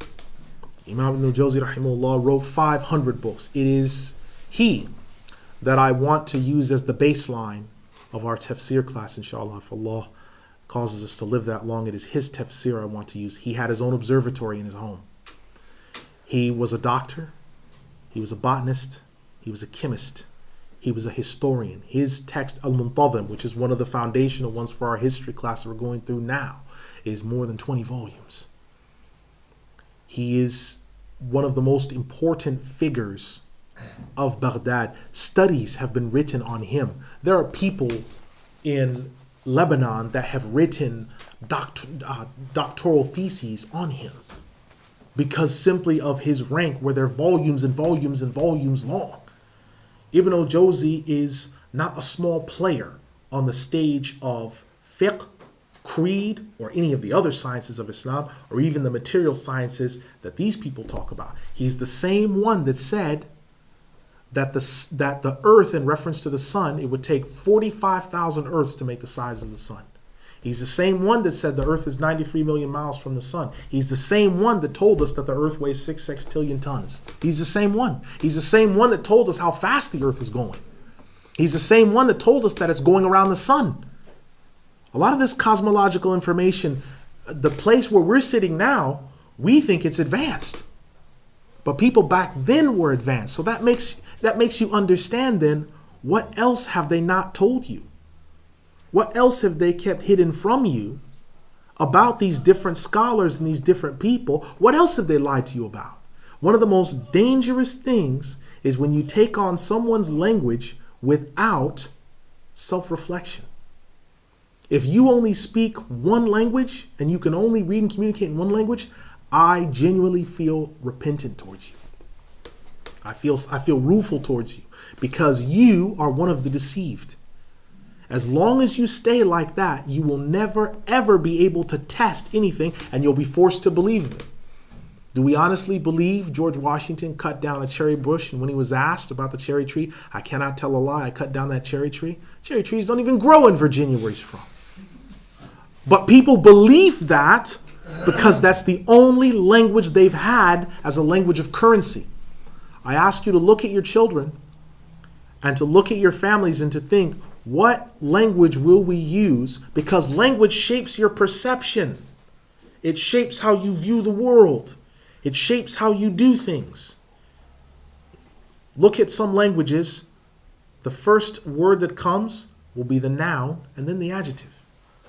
So in Arabic, if you have a man who's tall, رَجُلٌ طَوِيلٌ, he's a man who is tall. The noun comes first. Why? Because the noun's what's important, not the describer. But in English, black man, white man. Does it make you ever wonder why they have such a preoccupation with race? I mean it. And we, by using their language, if it's your only language that you speak, you don't have any other parameters to go outside of to study and understand that you've been hoodwinked. And so you take on the same thing. You're in the elevator, someone who is melanin enriched gets on, and you clutch your purse. You know what I mean. You sit in your car. I've seen people who are scared when a Muslim walks by and they put their hands in their pockets. And when they see someone who is melanin deprived, they take their, I'm glad I saw them. They're actually terrified to see Muslims or people who are melanin enriched because they've been given that. They've been given that. And that came from somewhere. And that's why it's so important, this history. If you look at Salahuddin Al-Ayubi, he spoke Arabic, he spoke Farsi, and he spoke Kurdish. Our people were multilingual. People were polyglots. They still are. You got children in Egypt and in Lebanon that do their homework in 3 different languages. Do not allow yourself to be tricked. Yeah, alhamdulillah, I know English is the international language. You think so? Go on Umrah and see what happens to you. Because I've been on Umrah and Hajj. It's not. Because I became the international translator for everyone when I was out there. It's not the international language. Go to Jeddah and see how far you get. So this is the reality. Even people that may know it might not speak it. But what I'm trying to get across to you is look at all the information that we have here. Look at all these different people. Look at all the inventions. Now we know that we had immunizations and vaccinations going on before it was even known about here. But we know about Thomas Edison. Why should we know about Thomas Edison first? Fine if we know about him. But should we know about him first? Or should we know about other people first? Should we know about Ibn al-Jawzi first? Or should we know about Galileo? Or should we know about Abu al-Hasan, who invented the telescope in 859 AD? We've got more right to know about him. So what I'm saying is, open your horizon. Don't take anything that's in a receptor language like this at face value, especially something that puts the adjective first. When you have a language that puts the adjective first, that language gives you a superficial understanding of reality. Think of what happens. The obsession with race, the obsession with money, the obsession with, those are things that are coming from the way this language is used. People that have issues with dyslexia and eye problems because they're reading from left to right, when in actuality the eye's rotation goes from right to left. I have a Muslim brother I know, he's dyslexic in English but not in Arabic. Why? Because of how the eye is. The nature of the eye, the flow of the eye from right to left. And there's wisdom in this. The Japanese before didn't need glasses. People from Holland come. You need to turn the Japanese around so it's read from left to right. Got glasses. Chinese people had a similar problem, but they caught themselves in the 60s and reversed things. So you need to think of the same thing. Now further to this, Abdul Ghani ibn Abdul Wahid al-Maqdisi and Fatima bin Sa'ad, they both die in 600 AH. They both die as 2 great ulama, big hadith scholars. They die in 600 AH.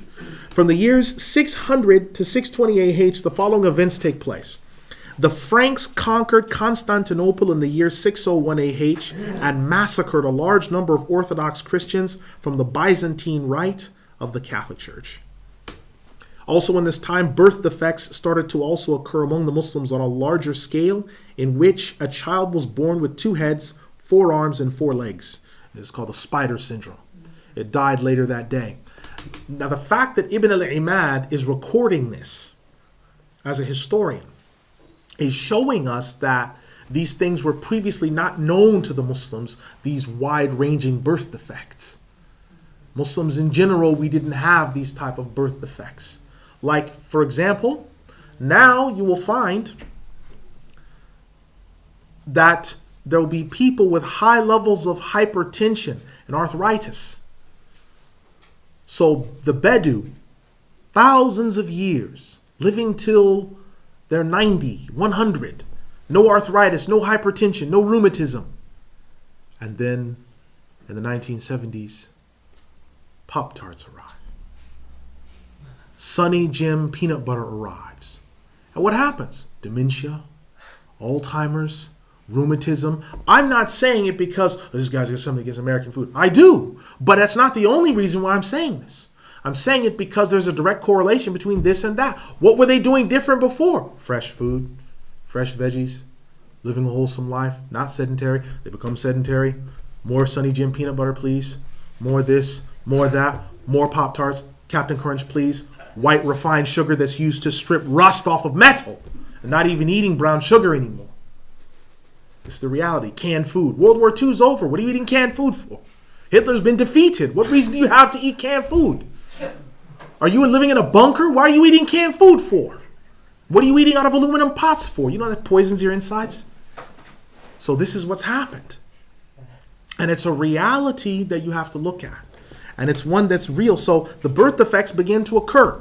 In 603 AH, The Khalifa ordered the arrest of Ruknuddin Abdul Salam ibn Abdul Wahhab. He's the grandson of Sheikh Abdul Qadir al-Jilani.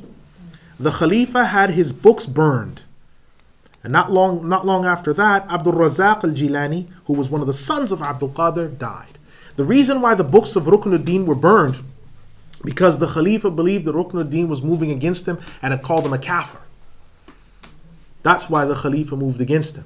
And the Khalifa of this time, Al-Nasir, that Khalifa was attempting to bring back the old system of the secular, earthly, overweening ruler and the ulama in captivity.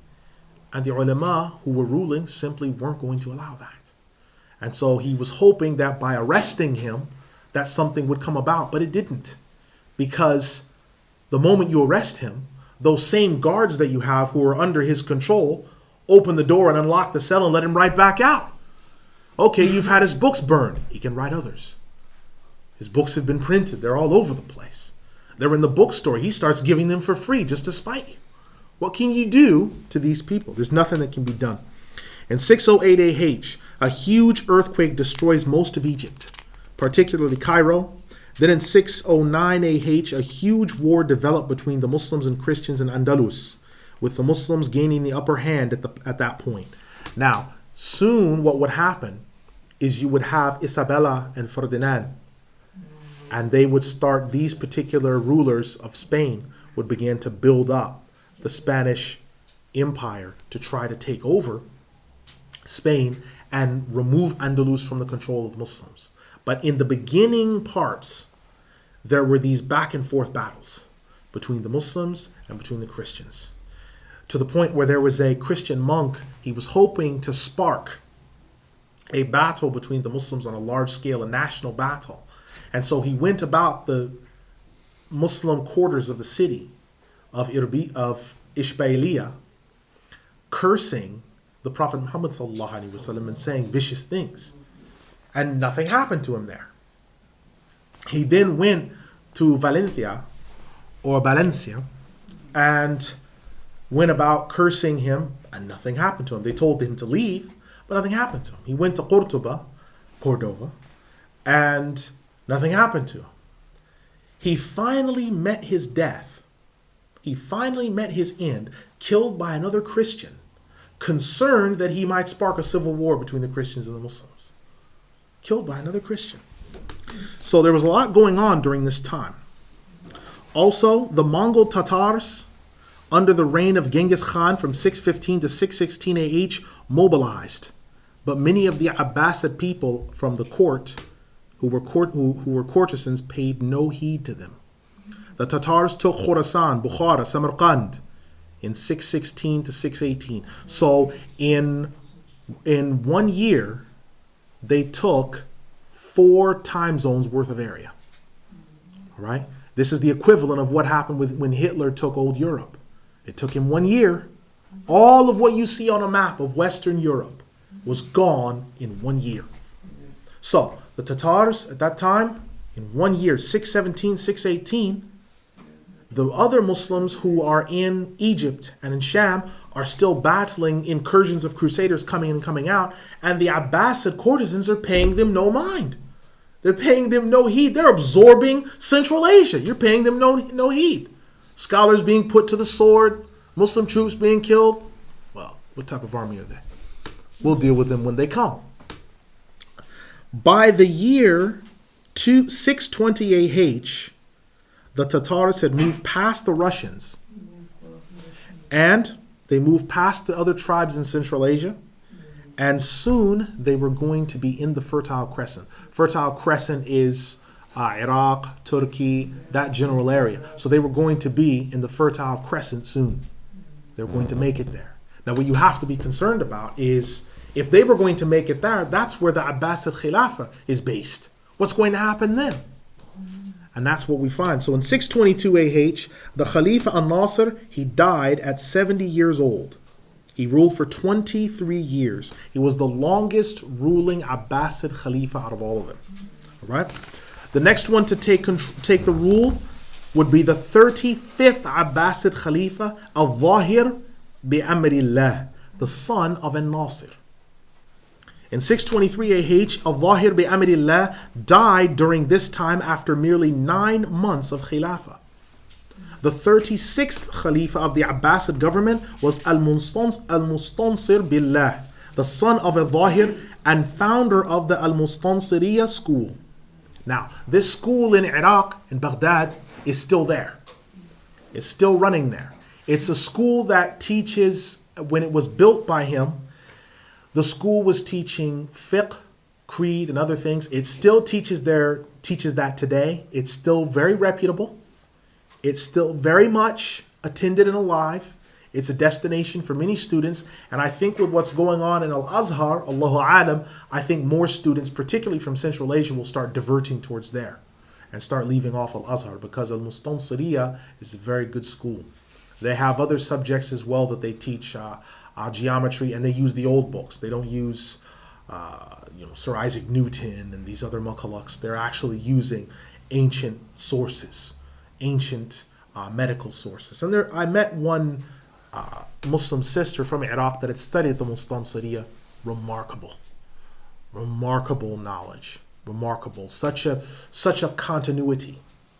And there was no separation like how people will make out here between, well, this is Islamic studies and this is my mathematics and national curriculum. No, it's all one. So what I'm studying in terms of language or math, I'm learning verses from the Qur'an that have mathematical formulae within them. That's the whole reason why Al-Jabr was created in the first place by Khwarizmi. That's the whole purpose why Al-Qalqala made calculus. So we could figure out how to use the principles and undergirding methodology of inheritance. That's the whole reason why these things were made. It wasn't made just so you could say x cubed plus x squared plus 5xy plus 5x plus 5y plus y equals 0, and you'd have to figure it out, or it equals 3. It wasn't done to just torture you. A train leaves Tokyo at 4:30 p.m. on the 31st of January, and it's not a leap year. That's not why this mathematics was given to us. It was given to us so that you could use it and facilitate it with something. Right now, a lot of things are theoretical, but math was given to us not for theoretical purposes, but for practical purposes. The Tartars were moving towards Isfahan, this is in Iran, in 624 AH in order to sack it and destroy its inhabitants.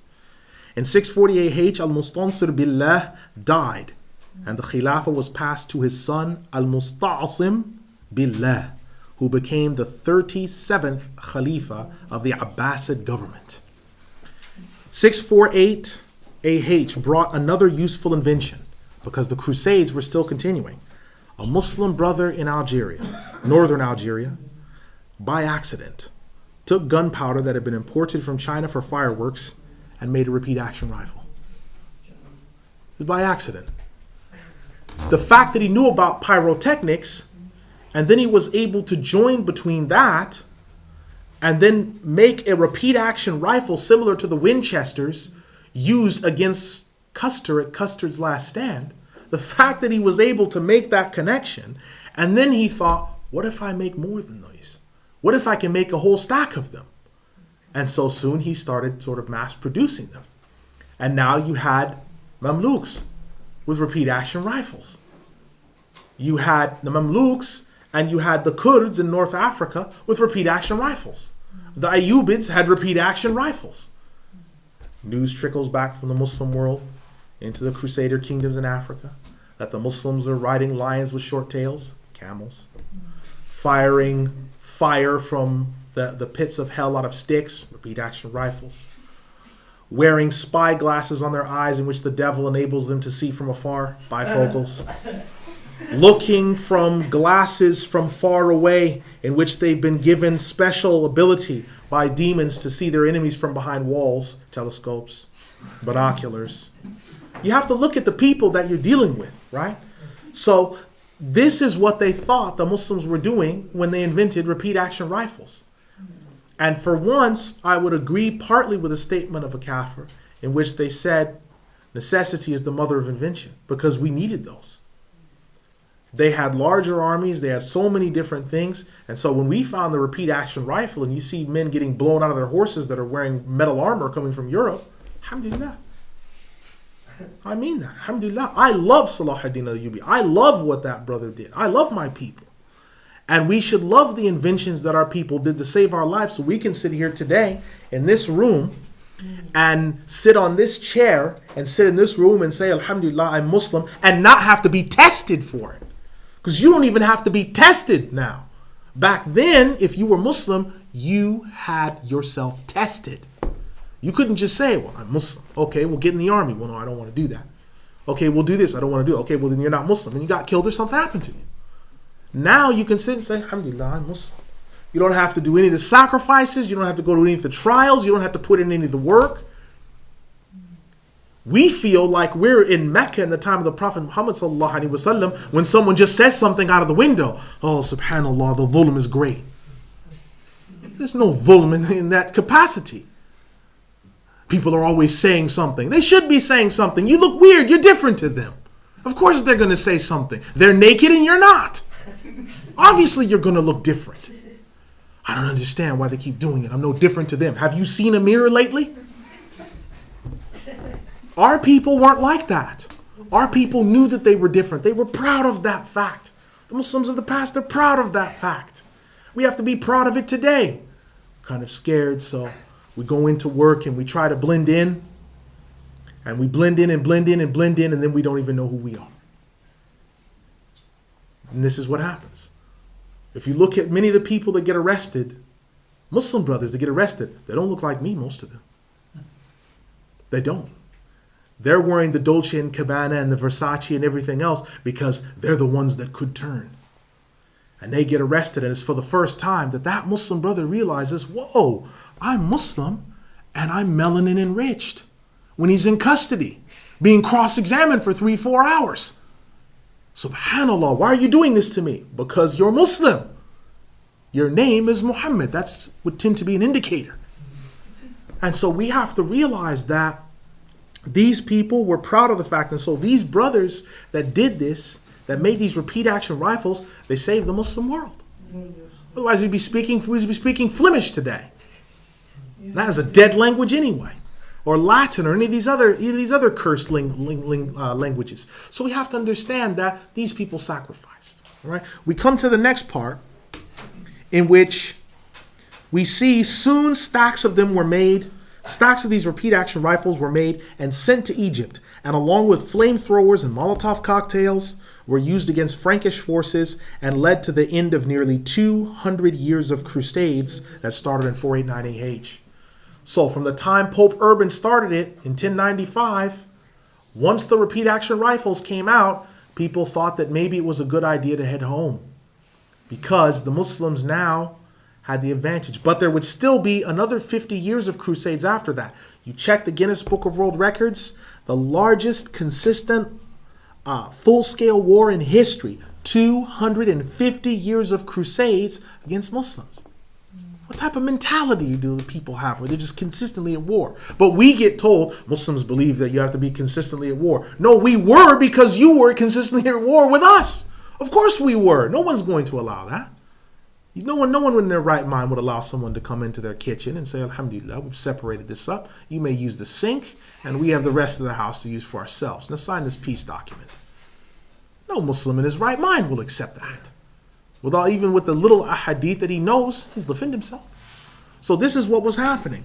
Now in 656 AH, Al-Musta'asim Billah is killed by the Tartars. He and his family were killed, but this took place after the death of Imam Yahya al-Sarsari, the chief judge and head of the judiciary. And I want to mention something about him. This Imam, he wrote this book. Imam Yahya al-Sarsari wrote the book called Manzuma, the collected speech. Imam Yahya al-Sarsari, before he was killed by the Tartars, he saw a dream of the Prophet ﷺ. And he entered into his room where he was. And he kissed the Prophet Muhammad ﷺ on his mouth. He just took him and he kissed him on his mouth, just like that. And he said, I bear witness that this is the mouth that revelation descended upon.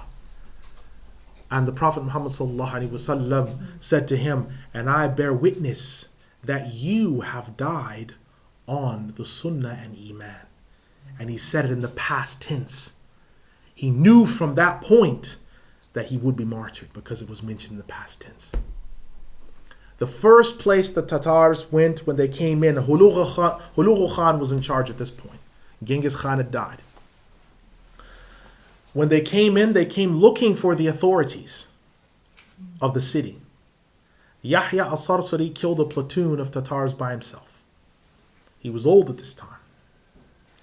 And they killed him, and some reports say they may have eaten the body and all these other things. But they started out first by devastating the judiciary. Then they went into the libraries. They destroyed all 70 hospitals. They destroyed over 300 observatories. They destroyed over 400 libraries. They burnt and threw in the Euphrates over 400,000 manuscripts that made the Euphrates River run black for 9 months. They devastated the city. Devastated it. They used to put the Muslims' necks on blocks and chop several necks with one chop. And this is what they did. They devastated the city. What the ulama did is, in the aftermath of this, some ulama fought. They stayed and they fought it. The Khalifa al-Musta'sim Billah at first was took and sealed in his own room with his wealth because he'd amassed a huge treasure. And Hulugu said, ask your treasure to unlock the door. You've amassed so much of it, it must be your God. Ask your treasure to allow you out. And they locked him in there. After they released him, they killed him. Then Hulugu came into the area where the central masjid was, where the Abbasid ruler, not the ulama, the Abbasid ruler used to sit. And he said to those present before executing them, he said, I am the living punishment of your God for the neglect of your law. And he killed every single person in congregation there. And he said, every sign and symbol of art and civilization that you see, destroy it. And every sign, every symbol, every shape of civilization was annihilated. Devastated. Ulama killed in huge numbers. That devastation would not be repeated in the same fashion until today's Tartars, the British, killed 5,000 ulama in one day with the collapse of the Khalifah in that era. So in 656, this occurred. So the Euphrates River ran black with ink from the books destroyed for over 9 months. The scholars were slaughtered in huge numbers by Hulugu Khan and his well-seasoned troops. The Khalifa had been negligent, believing himself to be insuperable, and he paid for his mistake dearly. It would not be until 660 AH, after the general consultation meeting, that the scholars would reinstitute Khilafah, this time in Egypt. However, from 661 onwards, it was the era of the Seljuk Turks. So the Arabs finished, and we're entering into an Uzbek Turkish era in terms of the people that would claim the Khilafah. Deaths during this era.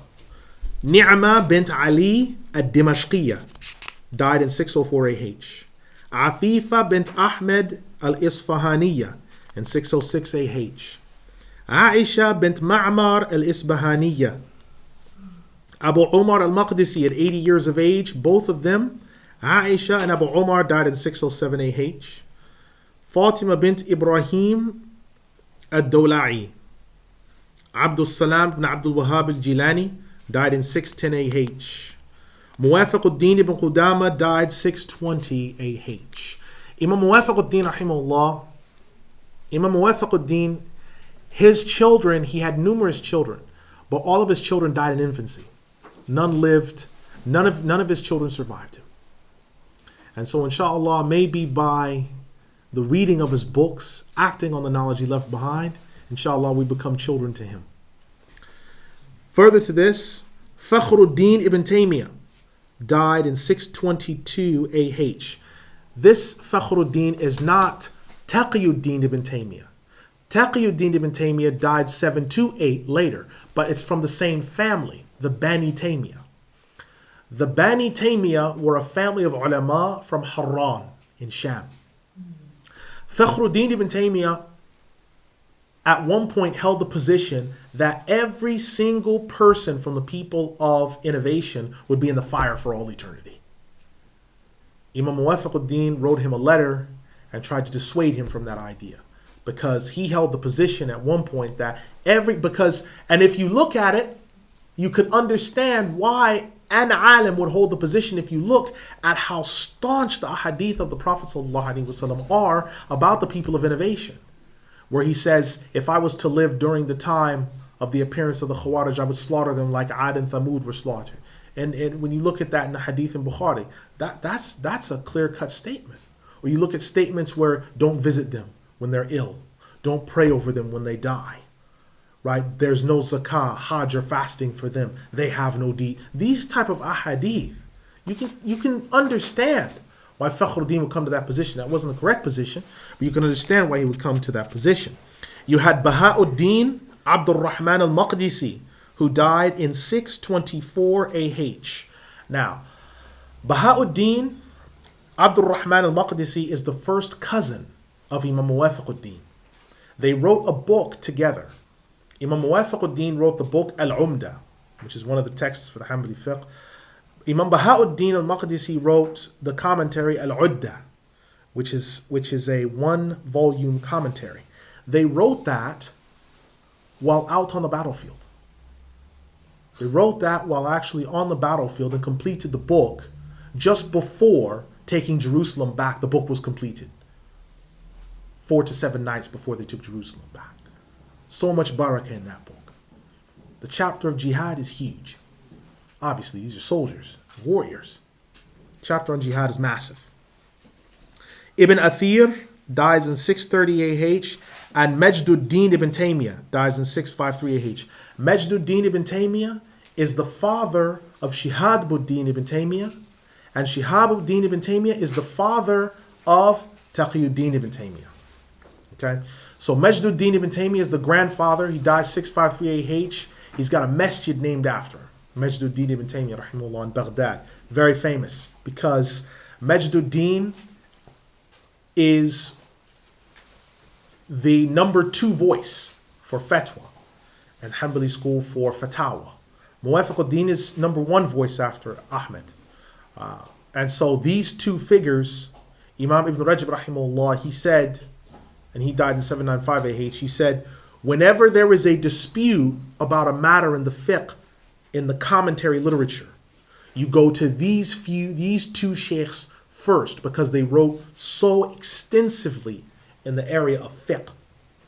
There's no one that can study comparative fiqh.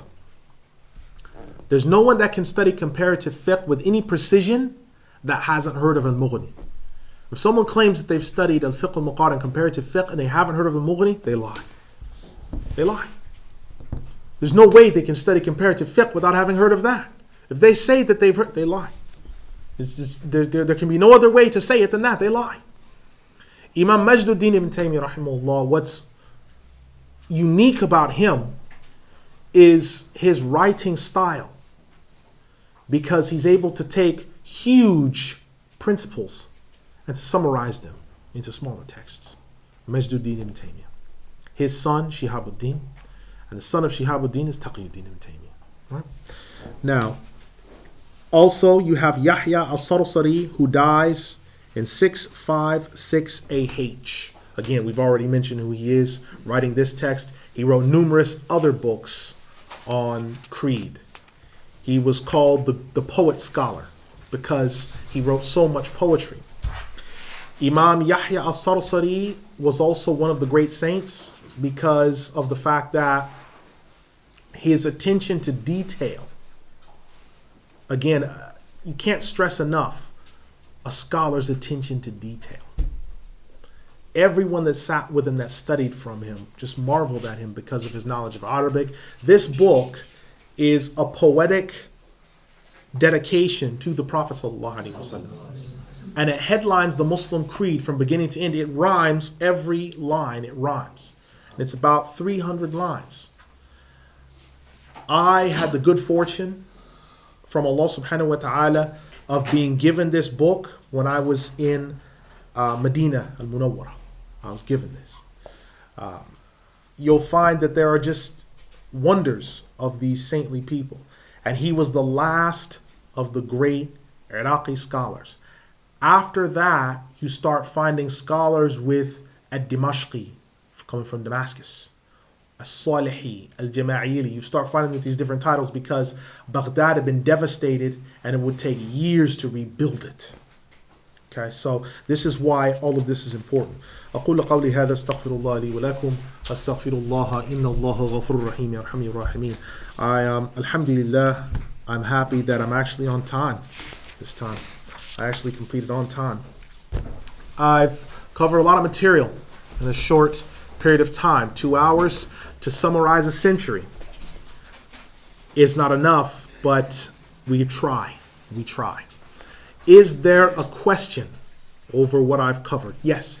It's not directly related, but you spoke about the 40 Abdals of Sham.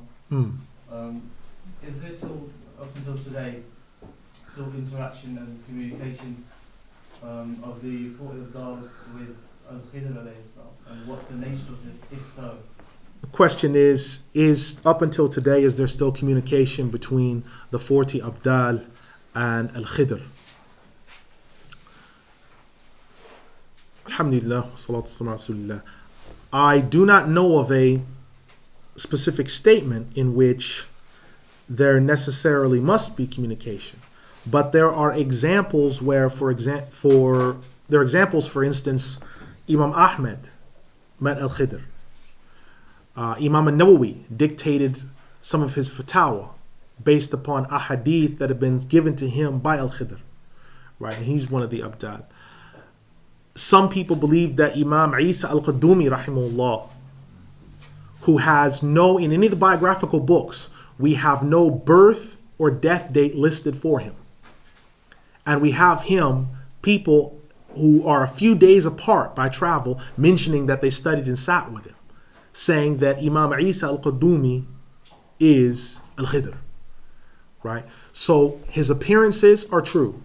Imam al-Nawawi rahimahullah mentions in his Sharh Sahih Muslim that the scholars, the vast majority of scholars, are upon agreement that Al-Khidr is alive. There is dispute over whether he is a wali or whether he is the Prophet Ilyas alayhi salam. A large contingent of scholars say he's the Prophet Ilyas alayhi salam. And Al-Khidr, because of his green clothing, he'll usually have something green of his clothing. It is not impossible that some of the saints would be, some of the Abdal would be in communication with Al-Khidr, but it is not required, and it may be one to the exclusion of the others. It may be all of them, or it may be sometimes he does and sometimes he doesn't. So I don't have a definite answer for you other than to say that there have been times in history where some of the Abdal have met him and where there was extensive interaction, but that's the only thing I can tell you. Yes. Is there another question? Another question? Another question over what I've covered? Because I know I went through a lot of material, so I don't want to sort of leave anyone. Yes? There are two hadith that you mentioned. I can just repeat them. One of the rebellious sinners of Ma'mar will be in gardens, did you say? No, the statement is that the question is about the rebellious sinners of the Ummah. Imam Ahmed rahimahullah, alhamdulillah, salatu ala rasulillah, he said about this, he said that the rebellious sinners of Muslim orthodoxy, their graves are gardens. And the righteous and worshiping people of innovation, their graves are bottomless pits from the fire. That maxim from Imam Ahmed is taken from a storehouse of ahadith in which the Prophet ﷺ denies the acceptance of deeds for the cults.